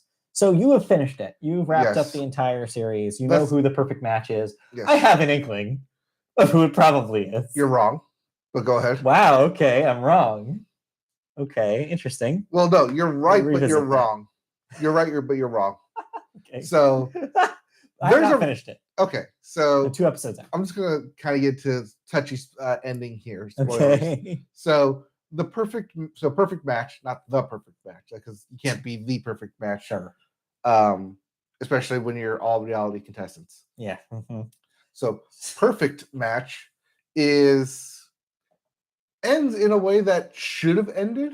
Okay. Basically, the producers and the cast and crew the producers and the main characters did everything they could to set up what's essentially perfect match right off into the sunset. But the crew, meaning the people who actually vote on who's going to win, said, no, F that. We don't want to do this. And more or less kind of rigged the final results, because the end result is not exactly on who the perfect match is, but rather who all 10, or not 10, there's couples, all 15 people who've been on the show vote on who they think is the perfect match of a couple. Got it. Okay. So then it no longer becomes who is the perfect match, but rather who's the more popular, because the popularity contest. It just turns into the circle. It's the circle, yes. So here's the thing, and I think what you're saying actually makes me feel more confident in what I'm going to say. Christy and I last night watching those two penultimate episodes. Yes. We were like, this was a failed experiment. Yeah. The show doesn't work. I think this show, week after week, has proved itself that the entire concept is so weak and flimsy that no one knows what they're doing. No one knows how to play it. Nobody knows the premise of it. Basically, from person to person, they have completely varying and wildly different ideas about how you're supposed to play this game, what the strategies are, because nobody understands what the game is. There are no set rules, unlike with all the other reality shows that they have, where it's set rules. You have the circle where you are playing as this profile, talking to other profiles, too hot to handle, where you cannot have sex. On the ultimatum, where you have to make a decision. Well, this has none of that. To Love is Blind, where you have to follow through with going to the altar within 30 days. They really thought that if they just tossed all these people in a room together or a beach together, that a show would be created, and it didn't work. They keep nobody knows what they're doing, and the people who are successful on it are literally just successful because nobody is messing with them. It's just it's the antithesis of the circle, where with the circle, the producers, you can very tell, producers are pointing and manipulating and just doing all this random stuff to make the show happen. Whereas this was, all these people are just big personalities that everyone loves on Netflix. They gave them throw them all into a room, into a house, and watch chaos happen. They gave them all the tools, and they haven't been using the tools correctly, is basically how I feel about it. But we have thoughts. Yeah. I agree with all of this. Yeah. And I feel like it's almost too long. Yeah, it's way too long. It keeps going, and it's like, wait, we're gonna reintroduce this person again. Wait, I think it might have they're all in standby at a hotel nearby. Chilling. Yeah, are they in it's that show F-Boy Island. Where there's a purgatory. Limbro. And the other except you don't see what happens in Limbro. I know you see what happens in Limbro. You don't see what happens here. Right. Once they leave, once they're booted off, once they leave without a match. But then they pretty much, I don't want to spoil it for Matt, but they pretty much all come back. I mean, we saw the description of the final episode because Kirsty pointed that out. Like, wait, everybody comes back? I'm like, yes, they all come back and they all vote on who they think is the perfect match. And you're already so far in that you have to finish it. No, we will. We'll probably finish it today. Don't worry. The actual penultimate episode is only 30 minutes. Yeah, I saw that. It's not an hour like everything else. So here's the thing. Fundamentally, I think the problem is that, well, like I said, nobody knows what the game is. Nobody knows what they're supposed to be accomplishing. There are no set rules. Because Nicolas J claims that the show is about finding your perfect match. But that is not how the actual game is set up. Mm-hmm.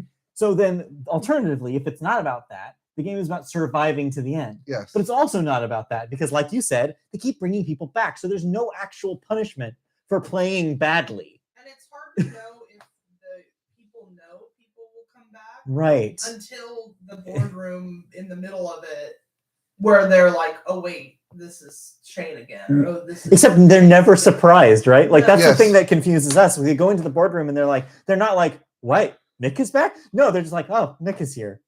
It's like they were briefed on that part of it. They were like, well, people are going to come back. Well, I'm pretty sure there was like, hey, we're going to get all 20 of you into like this ballroom hotel. We're going to choose, like, go through all our safety briefings so you all know who's being cast here. Yeah. And then one by one, we're going to bring you into the room, into the Airbnb that we've rented out for the month. But that's the thing is, like, you mentioned that was important that you mentioned that all these other Netflix reality shows have a very clear hook and very clear rules. Yes. This one does not. This one is just literally, they were like, well, if we put them all together, they'll make a show happen. And yeah, they were kind of right, but it's a pain to watch. It's like not a fun show to watch. It's a train wreck. Also, notice how a lot of... reminded me of Ultimatum. Like, where, like, you want it to be Love is Blind. Like, because Love is Blind is similar so setup. Yes. But it's so perfect. It's so, like, cringy, you can't stop watching, but like it's very, I think it's But with the Ultimatum, they've already had established relationships prior to being on the show. I think it reminded me of that vibe where it's hard to watch it versus Love is Blind, like you cannot then the circle, both of those. Right, yeah. Those are like Structured they're trying to recapture that magic and it's not. So I think emblematic of the problem of the show is the experience of Inez. Yes. Inez's experience is the reason why the show doesn't work. And she's like your favorite person. Yeah, because she comes in with genuine expectations that she is going to play to find her perfect match. She's doing what the premise is supposed to be. But because no one else is playing like that, she gets fucked around every single time. And it's pretty obvious that the one person she should have been with, it didn't happen. It didn't happen. It's just like every single guy that she was paired up with changed their mind about her in the next episode. And so she kept being like, well, there's nothing here for me. And then she would get tricked again and again by these guys who literally were like squirming around because the girl that they actually wanted didn't want them. There was also less of a finality stakes once the show ended. Yeah. Well, one, what's the cash prize? They never say anything. They never say anything about the prize. prize. I literally asked, like, Christina was like, wait a minute. They never said that there's a prize here. Is the prize just that they fall in love? Love was the ultimate prize, is it not? No. But until they that's not mentioned until the very end. That's funny. Literally, it's like, oh yeah, by the way, we're paying for this. By the way, we're gonna pay. A week trip wherever you want. That's funny because we couldn't think of anything else. Yeah, I mean, it's just, it seems such a sloppy production with like not a whole lot of thought put into it. They legitimately thought that there was just going to be a show in front of them, and it didn't happen. Mm-hmm. There will not be a season 2 of Perfect Match. This will never happen again. This was a failed experiment. Yes, that is my ultimate thought about it. This is why they only approve 4 out of every 5. They will do something else. They'll do something similar where they invite a bunch of people from the shows back, but it will be a different structure than this. Yes. They need to restructure. Yeah, it doesn't work. Like also, don't send them to Panama. And don't bring anybody from the Circle France, I think is what they learned. They're just trying to, Nobody watched the Circle France. Yeah, we didn't. Like, Chrissy was like, who's this? But like, Inez was so likable. Yeah. And she was like so normal. Like, she was the only she was a normal person in a room full of reality people. Yes. That was the problem. And so that's why everyone played it like a reality game. She didn't play it like that. Yes. So she got screwed. Well, the biggest example of that was Will from the Mole. From the Mole. Like, I just want to win. And yes. Like, what do you even? But what is winning? What is winning? There was a line in the episode we just finished. There was my favorite moment with him, which I was just like, where I turned immediately on him. I was like, oh, I kind of liked him initially. He was like kind of charming. But then he has that conversation with what's her name, Diamond. Yeah. Yes. Where Diamond's like, wait a minute, so you went up to Francesca and talked to her. Did you have feelings for her the entire time? And instead of just being like, yeah, his response was, well, feelings are different than having a conversation. So then Diamond knows, like, oh wait, no, so you're being honest about being an awful person is basically what he was saying. You're being honest that you're just playing this as a strategy. Because you don't like. Yeah, you're not talking to her for feelings that you want in a relationship. You're talking to her because you want to stay in the house. Just a back. I was like, Will, What the hell? But having watched The Mole, at least a part of it, Yeah. it's not surprising. No, because that's how they played the game. Yeah, that's how they played the game. Which is weird, because if you compare that polar opposite to Dom, who is also from The Mole, who has been playing this actually, I think, pretty well and pretty genuine. Like, how can you not love Dom? I know, Dom seems like a nice guy. Dom seems like the most normal. I loved the bit where Georgia's rapping and she shouts out that apparently he loves anime. Yes. And Chrissy and I both are like, yeah, that checks out. Yeah. We're both like, yeah, Dom loves anime. Yeah. He probably had like the Goku shirt button down when he was 14. But they also they couldn't allow him to bring on the show because it was copyright. He probably has anime nails. Oh my god, yeah, they're little Yes. Dragon Balls on there. Yeah, like something like that. Oh my god, I love that for him. Anyways, it's such a disaster. It's such a failed experiment. It's an entertaining train wreck, but it's ultimately more of a train wreck than I was expecting it to be. It's also nothing about it makes me want to watch this again or want to watch a No. sequel to this. No. And yeah, and honestly, everybody except for like a couple of people, I think Dom is okay. And honestly, we initially were like, carousel at the beginning, but then by the time that the show's about to wrap up, we're like, you know what? She's all right. You do turn. It's Yeah, we turned on carousel. Yeah. It's interesting who you turn on. Yeah. Because by the end, you're just like. I thought when she first came on, I was like, oh, Abby, she's so cute and she's so nice. And now I'm like, Abby, come on. It's okay. Like, if you really want, there is the spoilers of where they are now that the show's really? wrapped up. That's hilarious. Yes. Of course, I looked that up. And Yeah. it's like, It checks out. Yeah, it checks out. Yeah, A lot the of it checks smarmy- I'll out. check out. That Yeah. smarmy moment where Will is hugging Francesca and Francesca's like, I'll see you outside of the show. We were both like, oh my god, she sucks so much. We have a theory that Francesca is an unfeeling robot. She is not capable of human We'll get to emotion. M3GAN later. Yeah, it's funny. That's a whole nother. Oh my god. Just like She having watched is the all of- worst. She is one of the worst people I have ever seen in my entire life. I apologize for this long rant on the perfect match. Yeah, we're sorry, podcast listeners. We just needed to get this off our chests. But having watched her in Too Hot to Handle, and then having her like ruin Love Is Blind, She's. which I think is like such a fun, goofy. They probably keep inviting her back to things because she's drama. terrible and she Yeah, causes drama. It causes drama. She's the most like she's an android. She does not have a heart. She does not have a heart. All right. Well, speaking Anyways, of robots let's and move on. drama, She has a heart that kind of speaking of robots and drama, The Mandalorian Yes. is back. Not a robot, but is a drama. Do you have thoughts on The Mandalorian? All right, so tell me about this is season 3, right? Yes, this is season 3 following 2.5. That was the Book of Boba Fett. Have you had enough of Pedro Pascal yet? No. All right, tell me Okay, about it. let's call it what it is. It's Mando Fett. All right. Well, Mando Fett. that was Book of Boba Fett was Mando Fett. This is a straight up Mandalorian. No Fett involved here. No Fets? Okay, they got rid of the Fett? Yes, All right. but they did the Grogu one thing. grew up, is from what I understand. You have older Grogu. He is growing up. Okay. He's still small, All right. but he is small. growing Still up. baby. He's still Yes. adorable. He is still baby. He But- still looks like the Lego back Yes, but okay. he's now well versed in using Force powers. At least Okay. the Force pull and the Force push, Okay, sure. because that's all you really need to do with the Force Mhm, when mhm. you're that small. Mhm. So yeah, it's fun. I really liked the opening of this season because it was the best fake out they could have done. Okay. I think calling it a fake out though is now spoiling it. The opening scene. But the opening I am scene, not going to watch this. Please spoil. but the opening scene, It's so epic. it's epic, it's big, it's grandiose, and you think it's going one way, and then it whiplashes you, and but in the best in the best possible way of like, okay, now's the story's going to take place, and it's like, oh wow, like it was. I've seen a lot of fake outs done, especially this past week in other shows, where like, yeah, that's not really a fake out. I knew that was coming, or Yeah. that's very obvious. But this one was done really well, and it just goes to show that Jon Favreau knows how to direct good stuff. Turns out. Give him more things.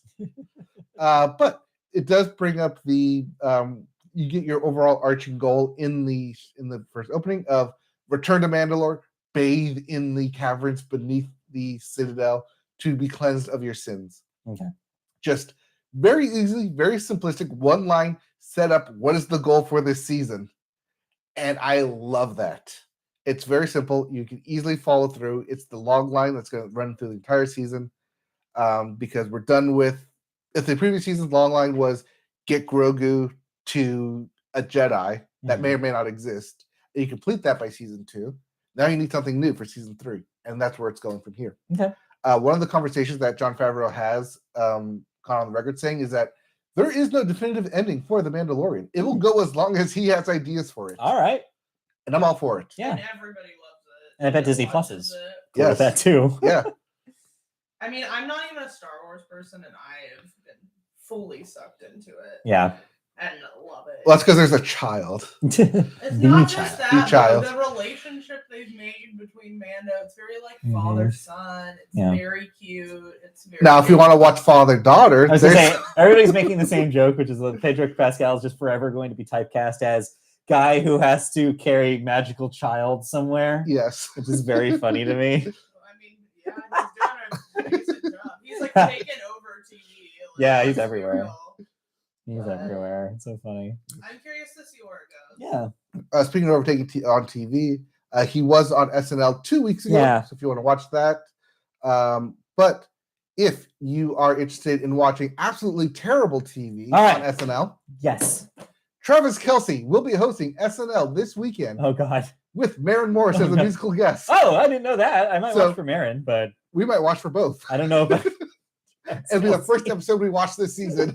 Oh God. In its entirety. The most notorious hosts on SNL are always the sports people, so I can't wait. Yes. This is going to be a train wreck. I remember the real best reality show dating show ever was Catching Kelsey. Yes. Oh my God, I forgot about that. I hope they do a riff of Catching Kelsey. Incredible. Like, I forgot about that. That was like it peaked. Like, there's no way. It can't get better than that. It was so good. Give me Catching Kelsey again. Catching Kelsey 2. Yes. 2.0. Like, the Super Bowl run. I think he's single. We'll see. Well, That's an idea. Anyway, thank you for your input. But yes, Mandalorian season 3 has started. We'll watch it through. We are once again hooked and enthralled, and we're off on space adventure. Yes, battling space pirates. All right, but you have one more show to talk about. Let's be brief because we can speed this train along. Yeah, we had very derailed with Perfect Match. Yes, there. we really did. Sorry. All right, so this is a Netflix game show called Cheat. All right. Well, it's not really Cheat. It's CH#AT. Okay. Because this is a UK game show. All right, what do you do for Cheat? So it's your simple question and answer game. Okay. There's 4 people, 16 questions. Each one answers 4 questions. Now, here's the hook. Okay. There is a box in front of you, a screen, with a button. You can press the button to see the answer. Interesting. Okay. Now, so you can cheat. You can cheat. You can straight up cheat. Like, yes, I want to see the answer, and I want to give the answer. Yeah. And give the right answer. Okay. But your other contestants can call bullshit on you and say, wait, isn't this the exact same thing as that bullshit game show? Bullshit game show. Remember the bullshit game show? It was called the bullshit game show. Yeah, but no, that one was Howie Mandel. That was to tell if they're lying about their lives, right? Yes. Okay, never mind. No, that's to tell the truth. You're right. Yes. Wait, are you sure? Oh, yeah, the card game. Okay, this is the card game. That's bullshit. confusing. Anyways. No, that was a game show called Bullshit. Sorry. Well, they can't. They move on to Plan B. Anyway, sorry. So this one Bullshit was multiple choice, and they say their answer, right, and try and convince the other people that they know the answer. Right. Okay. Never mind. You're right. Never mind. That was bullshit. Sorry. This is cheat. This is cheat. They're 2 different shows. You can cheat. They just have to. Then they have to figure out whether or not you cheated. Bullshit is I'm telling you this is the answer, and here's why this is the answer. Do you believe me? Yes or no? Mm-hmm. Cheat is I'm asking you a question. You give me the answer, and I will tell you if it's right or wrong. Okay. But if you know the answer, or you think you know the answer, you can just say what you think it is, or you can say what it is, or you can press the button in front of you, hidden from everyone else, and see what the answer is, and give that answer. Right. Now, everyone else could say, "Oh, like, ooh, I think you were right." Like everyone knows that answer, so yeah, you didn't press the button there. Or, right. Nope, I don't think you knew that answer. You definitely cheated. Press your button and say, Yep, that's a cheat. Right. So much of it's probably on delivery and like how they're saying it, if they hesitate. Yes. Like, does it look like they moved? That kind of stuff. Okay. Interesting setup. Is it fun? It actually is. Okay. Because there's 3 rounds. First round is basic setup like that. If you don't know until it gets to the voting time of how many people actually press the cheat button. Because you build up your stack of money. 1,000 pounds per correct answer, total of 16,000 pounds for the first round. Then, for every time you when someone press the cheat button, you get less and less money. So the actual total of that first round is not 16,000. It can be like, say, like 10 people press the cheat button, or they press the cheat button 10 times. It's actually 6,000. So you're really incentivized not to cheat, even though it's available to you. You're incentivized not to cheat, but you're also incentivized to cheat, because one person gets the person who correctly guesses the person who cheated the most. Okay. Like the most like call outs of who cheated, like of calling cheat. The most correct answers for that is the ultimate is the winner for that first round, and they get to boot off someone. Okay. And whoever got booted off, how many other times they called cheat or they were caught cheating, gets batted back to the pot. Got it. Okay. Interesting. Seems a little complex, but I guess in the actual playing of the game, in explaining it makes more sense. Yeah. But it goes so fast, and it's very simple rules, because it's not like you don't even know all these rules initially. It's right. I'm going to give you the rules. You have 2 options, option 1 or option 2. Do you want to call bullshit, or do you want to give me the answer? If you're not on the clock, do you think they're telling the truth, or are you calling bullshit? Okay. Right. Which Charlie Kill would just like absolutely rule at this game. Yeah, I guess so. Have to let her on. All right. Well, cool. That's Cheat. Yeah. 4 episodes are up right now. Okay. It's going to be rolling out 4 episodes for the next 3 weeks. That's on Netflix, you said? It's on Netflix, yes. Okay. All right, cool. Any other TV that we should talk about? If it wasn't about? super British, I think I would like it a lot more. Oh, sure. Because they ask several questions like on what? The UK Billboard chart, who's number 1? I was like, Shrug. I don't know. Robbie Williams. It's always Robbie Williams. Give me that button. Yeah, it's like, who's like the most winning football coach like in the Premier League? I'm like, I don't know. Give me the cheat button. I don't know. All right. Anything else in TV we should talk about before we move on? I mean, no. I don't think I have anything else. All right. Let's move on. Cancellations and renewals is the next section here. What am I no longer watching? Eva Lasting gets a 2nd season on Netflix. The Tourist gets a 2nd season on the BBC. Star Trek Discovery will end after its upcoming 5th season on Paramount Plus. Oh, and not on here because we don't cover daytime TV, but Rachel Ray will be ending after 17 seasons. Oh, well, there you go. It will be hardly 30-minute meal near you. All right, and then I think it was an hour show. Anyway, and then lastly, one death this week. Tom Sizemore, age 61. Actor, was in Saving Private Ryan, Black Hawk Down, among other things. Again, I know him from his very good to say name, Tom Sizemore. Yeah, that was a very, I think that was last night I saw that. Yeah, that's a rough one. That's 61 is pretty young. Yep. So, yeah, he will be missed for sure. Let's move on into the movie section, our final section of the day. And we start that, as always, with the weekend box office numbers. Your number 1 movie is still Ant-Man and the Wasp: Quantumania with another $32 million. That is at $167 million domestic. Following that at number 2 is Cocaine Bear with a premiere of $23 million. So not quite enough to beat the Marvel film. However, note about that Marvel film, this is what now the biggest drop-off, I think, between for week 1 and week 2 for a Marvel film? Yeah, it was 110 down to 32. Oof, ouch. So not great, but hey, it's a weird time for movies. Yes. Also, it's a weird movie when it's not a good script. Turns out, yes. Did you hear my thoughts about it 2 weeks ago? Number 3, Jesus Revolution debuts to $15 million. Sure. Number 4, Avatar: The Way of the Water, still around $4.8 million this week. That's at $665. And rounding out your top 5, as always, is Puss in Boots: The Last Wish with another 4.1 million. That's at a healthy 173. I say that's a pretty good hit for DreamWorks. And still waiting for it to come on Peacock. Yeah, still waiting. Upcoming this week, horror movie fans, it's Scream time. Scream 6 will be in theaters on Friday, as well as Champions. This is why Woody Harrelson was on SNL this past weekend. Right. It stars him. It's a kind of throwback to Animal House, the kind of National Lampoon kind of films. I wouldn't watch it. I think well, it's Woody Harrelson, and I think it's Special Olympics. Oh boy. So worried about that one. Yeah. What's the one that Johnny Knoxville did? Oh Jesus. The Loser? Something like that. No, The Losers was a different movie. I don't remember. But then if neither of those The Ringer? Ringer? Yeah, The Ringer sounds I think that sounds right. And then if neither of those do it for you, you might be into 65, which is the big back in time ancient like I am Adam Driver and you will watch me act for 2 hours. Movie, yes. So I don't know. This seems stupid. Well, it has a partnership and sponsors with the NBA currently. So that just tells you how much they're trying to drive people to the theaters to watch this. So we'll see. But with that, let's move on to movie news this week. Yes.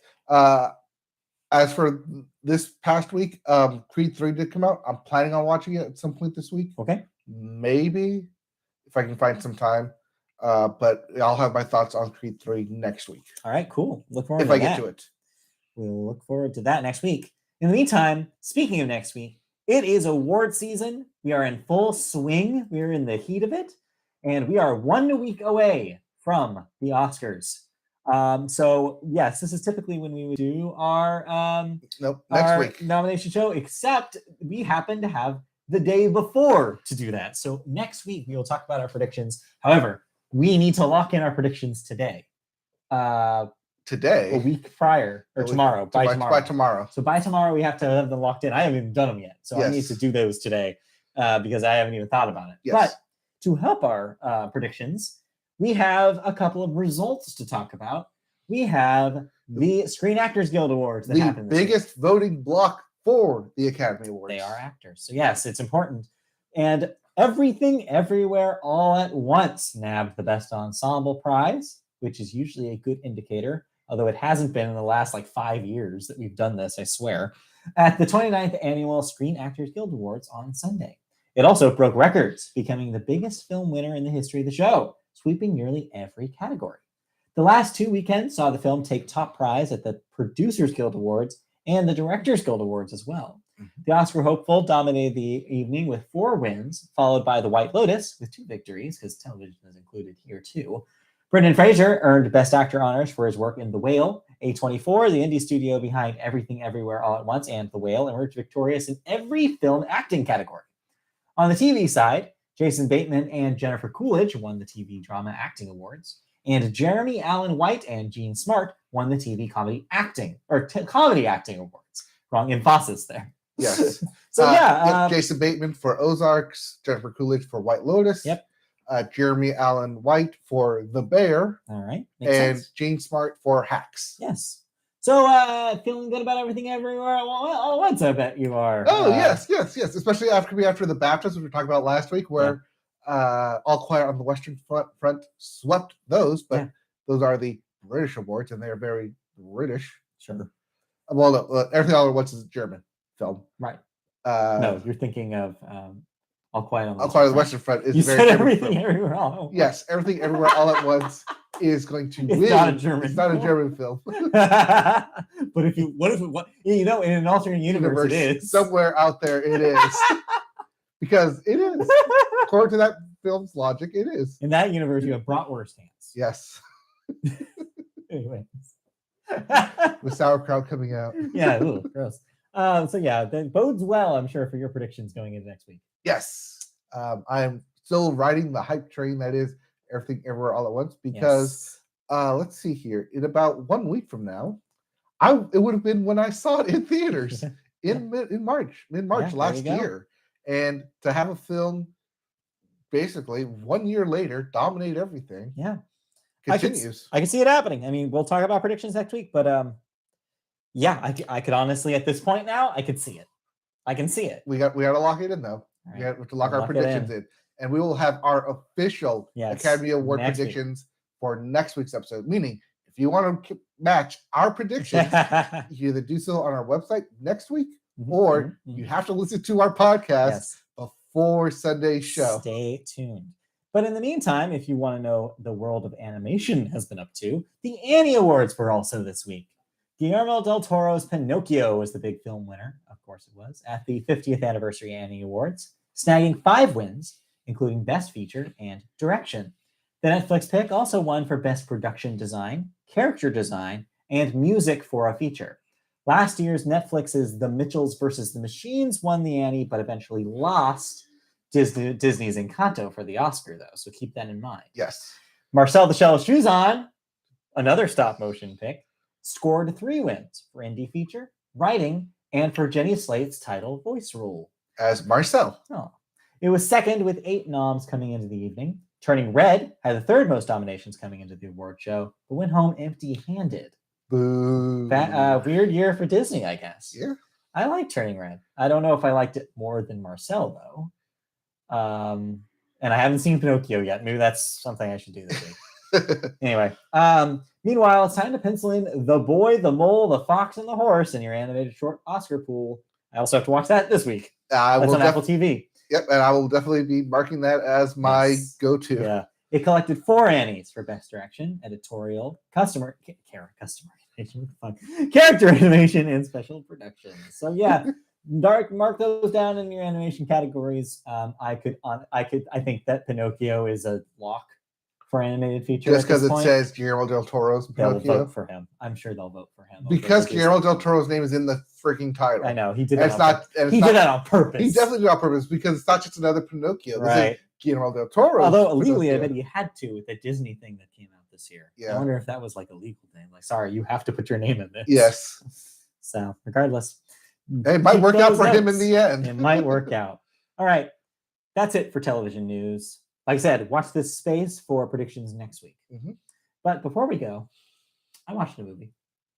You finally watched M3GAN, so, Dancing Robot. M3GAN, the Blumhouse produced horror movie. Are you not going to call it M3GAN? When I'm actually talking about the movie, I think I should call it M3GAN, which is the actual title of it. All right. But yeah, so this kind of came out earlier this year in January to a big surprise. I think a lot of people weren't anticipating it being as good as it was. The audience reaction was pretty strong, critical reaction pretty strong.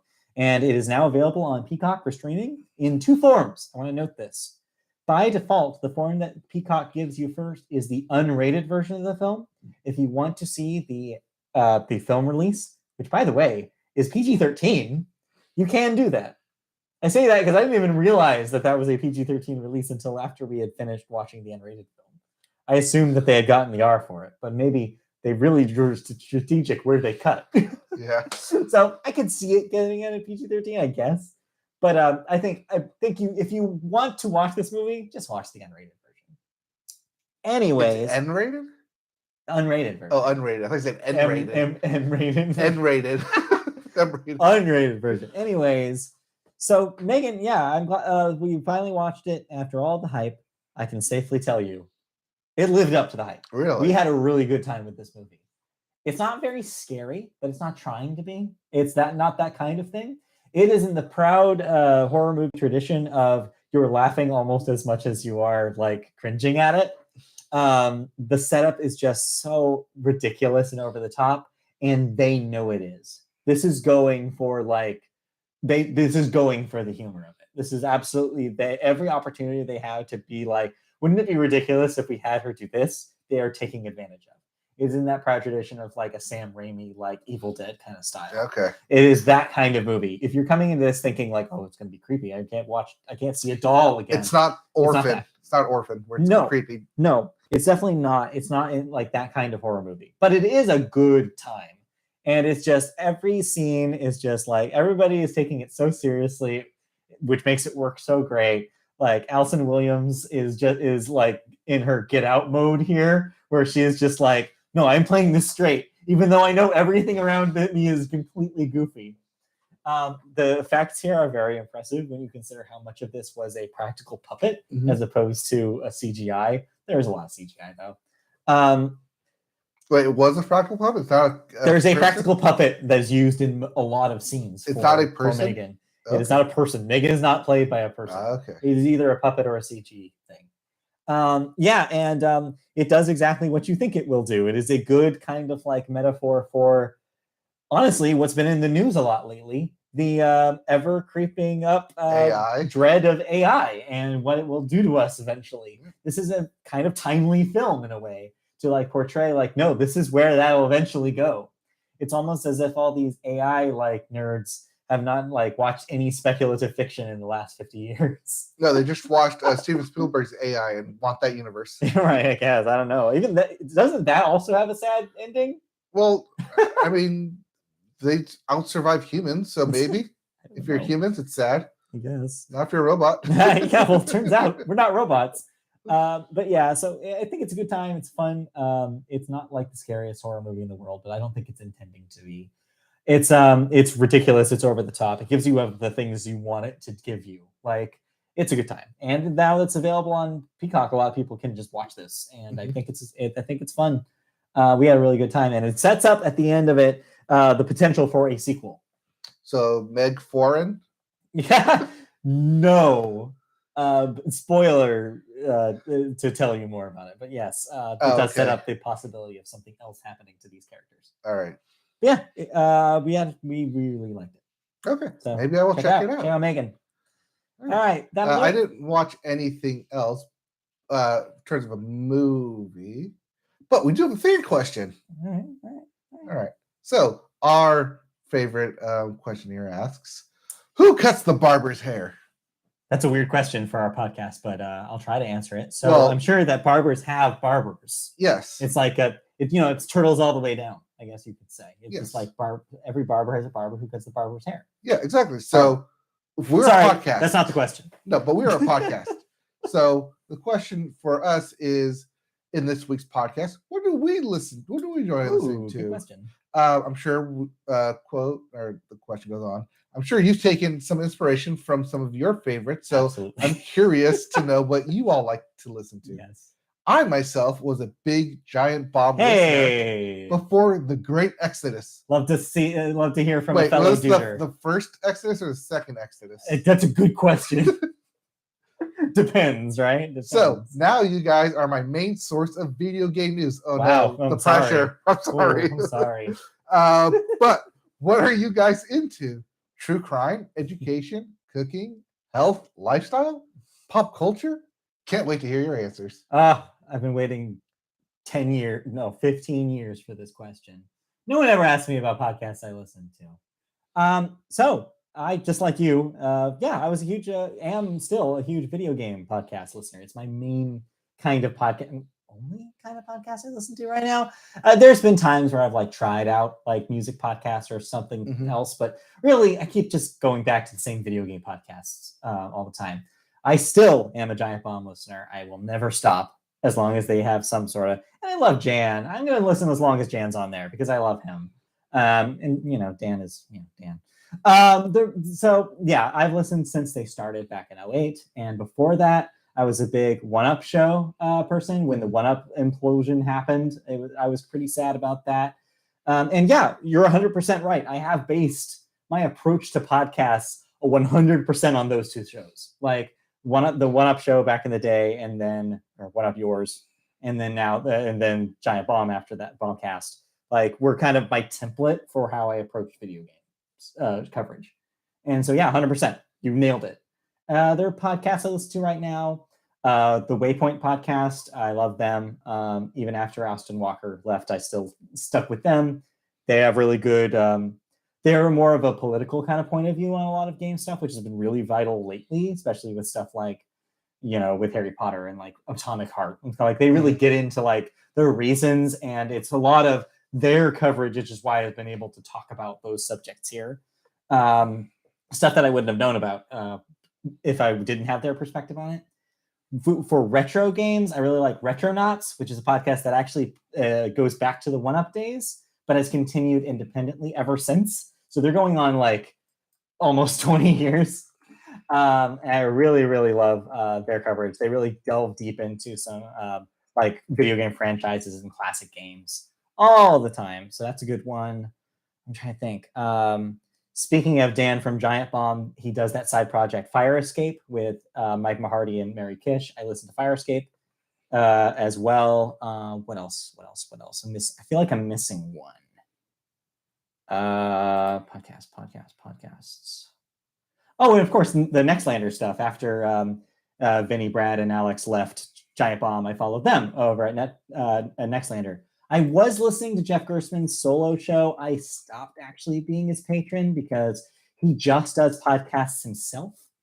And I love Jeff, but like I just can't listen to Jeff talk for 3 hours every week almost by himself. I know he does some guests every once in a while now, but I'm just like, all right, I get it. And I appreciate what he does, but it just was kind of a slog to get through every week. So I stopped listening to him.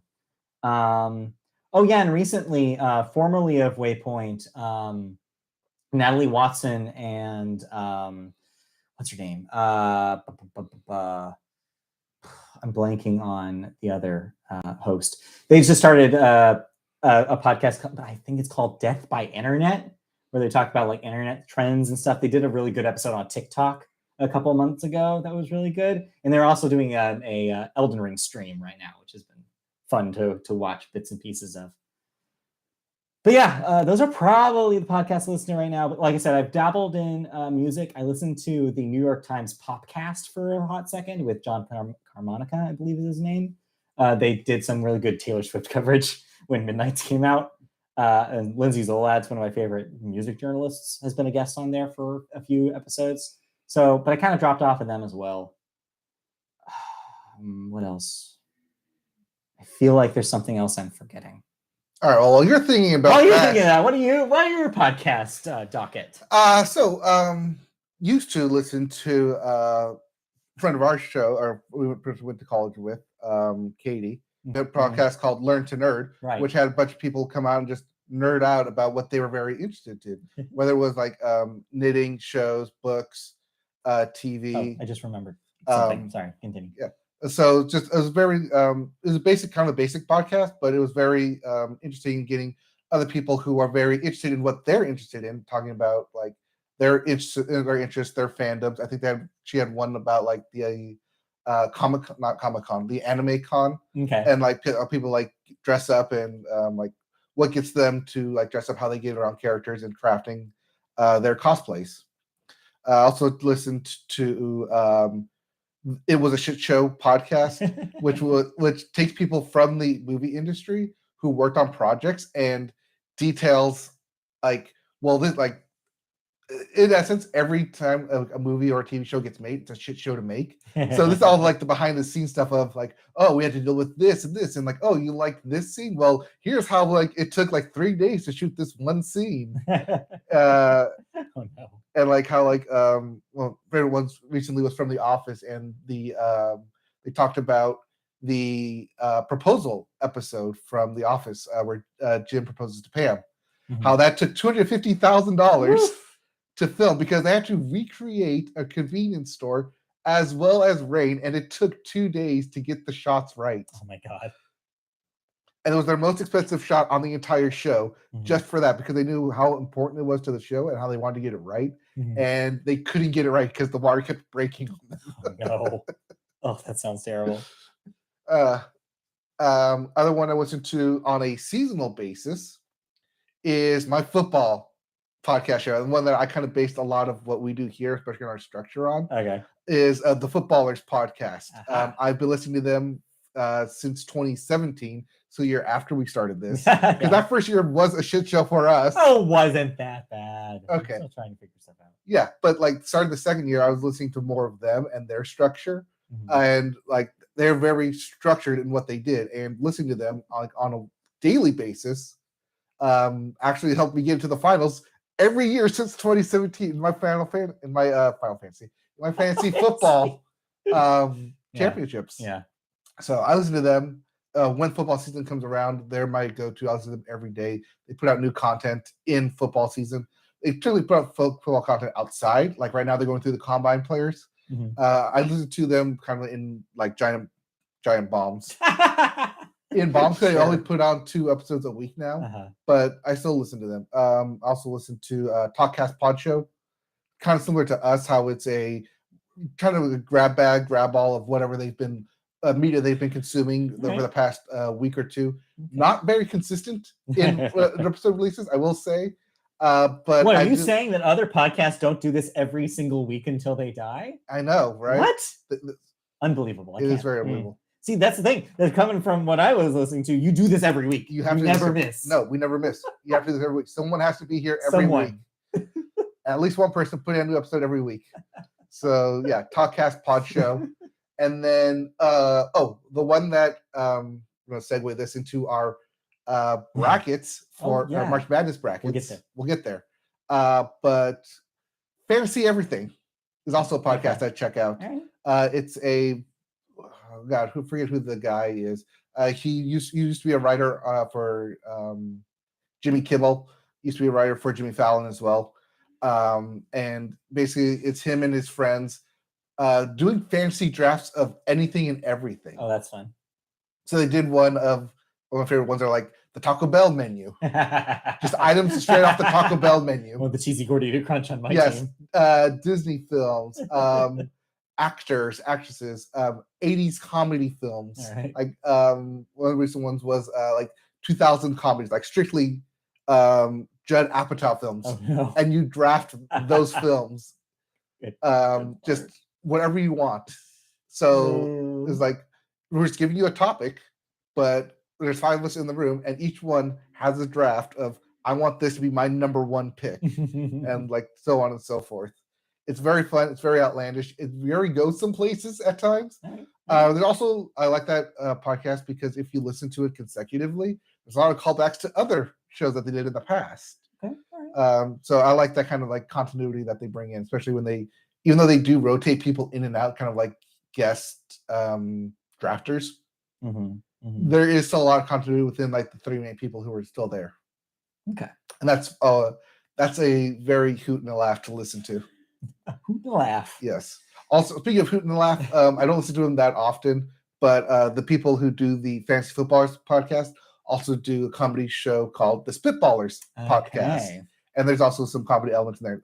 Some of the 2 of the same hosts, but I just I don't listen to that one as much. Mostly the football one. Okay.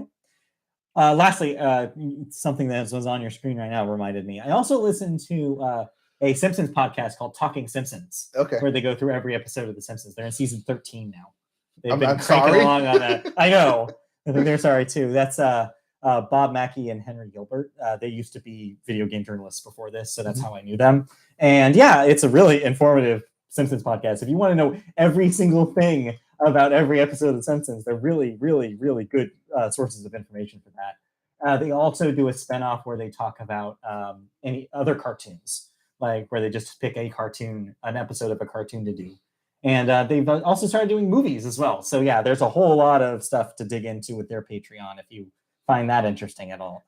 Ian Carmel, that's his name. There you go. All Fantasy Everything. Yeah. Okay. Interesting. All right. Well, hopefully that's a lot of podcasts for you to add to your your list. All podcast everything, all fantasy everything. Little Debbie Stacks. Oh, that's funny. With the Sklar brothers. Yes. So they have guests every episode. Yeah, every episode has every guest. That's awesome. Yeah, I might have to check this out. This sounds great. Yeah, like I said, like I started listening to this a couple years ago. And I started with the first one, which was some like just random talking about like that's where the Taco Bell episode came from. Yeah. So like cozy things. It doesn't have to be like actual things, just things that make you feel cozy. Sure. Cookies, movie dust. I love it. All right. Well, cool. So yeah, those are podcasts. Hopefully that gives you some stuff to pop into your phone. I'm sure I'm forgetting some, so I might revisit this another time. But yeah, but I don't think we don't really do true crime podcasts. If you're looking for the podcasts that are going to win podcast awards, then don't look for us because we don't care about that shit. Oh no, we do, because the one that does win the awards for me is the Fantasy Footballers podcast. Does it? Okay. That actually has won several awards for best fan. Mainly the fan vote because of the Foot Clan. But hey, podcasts are one of the few times that I can say I was there because that one of yours podcasts was in 2006. Nobody was doing podcasts. It was like them, like video game video game journalism created podcast. This is something I'm going to die. Like, this is the hill I'm going to die on. Cereal? Who cares about cereal? Video games. They gave you podcasting. Anyway, sorry. They did the deep diving first. Yeah. I was there. LCD Sound System voice. I was there. Anyway, that's enough of that. Thank you for asking that question. Yeah. So no true crime, no Joe Rogan. No. God no.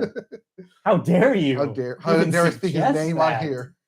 Anyway, if you have recommendations for us, hey, let us know. And you can let us know or ask any other questions or give us feedback for all sorts of things by emailing us at mediaboatpodcast@gmail.com. And if you want more of us and talking about podcasts and basically our tournament format, boy, here's where we get to talk about it. It is here. It is March. It is here. And by it, we mean Taylor Swift. She is the subject of our March Madness bracket this year.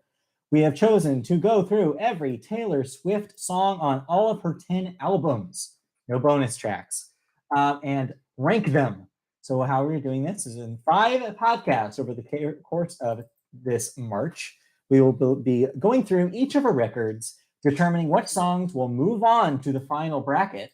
And then in the 5th episode, we will have a bracket of 16 songs to choose one victor. Yep. So we will have 3 episodes out by the time the Eras Tour actually starts. So yeah, get ready for that. So this is our Eras bracket, Taylor Swift Eras bracket, officially. So tune into that. That will be... Or we're calling it Taylor's Turning. Yes, Taylor Turning. Will be going up on our podcast feed. No video for that one. Podcast feed, audio feed. So check the audio feed for those episodes. 1 should be live as of this recording. Yes. So that will be our first era where we talk about the first 2 records, Debut and Fearless. So, self-titled debut. Self-titled debut and Fearless. So tune into that. Listen to that. We'll be back on Tuesday for another episode of that. But in the meantime, if you want to know more about us, here's all the places you can find us. First up, we're on MediaBoatPodcast.com, where you can see all sorts of writing and posts about our podcast episodes. We're on YouTube, where you can see video versions and watch us live when we record live. That's youtube.com. Search MediaBoat Podcast to find our channel. You can also find us in audio form. This is also where you'll find those March Madness episodes on podcast services such as Spotify, Google Play, Apple Podcasts, Amazon, iHeartRadio, anywhere you listen to podcasts. Pop in Media Boat Podcast. Go to Twitter if you want to see our Twitter at Media Boat Cast. Facebook, search Media Boat Podcast on there to find our page there. And then we'll stream video games every once in a while, although we've taken a break since we've been playing some Switch games. Yes. But we'll be back surely soon with more video games to stream on Media Boat on twitch.tv/MediaBoat. Well, I've also been playing the band game. We're not talking about that. The band game. Band game. I'm not streaming it. The game that must not be named. Well, I'm not streaming it anymore. Okay, but you're still playing. Yeah, I'm still playing. The game that must not be named. Yes. All right, thank you for joining us at this edition of the Media Boat Podcast. We'll be back for another episode next week. Yep. We'll be back with more news, more thoughts, our official Oscars predictions. Oh, and also I'll be 33. It's weird how that works. All right, see you guys next week. Okay, bye. Bye. And we are out. All right. All right. That was a good question. Thank you.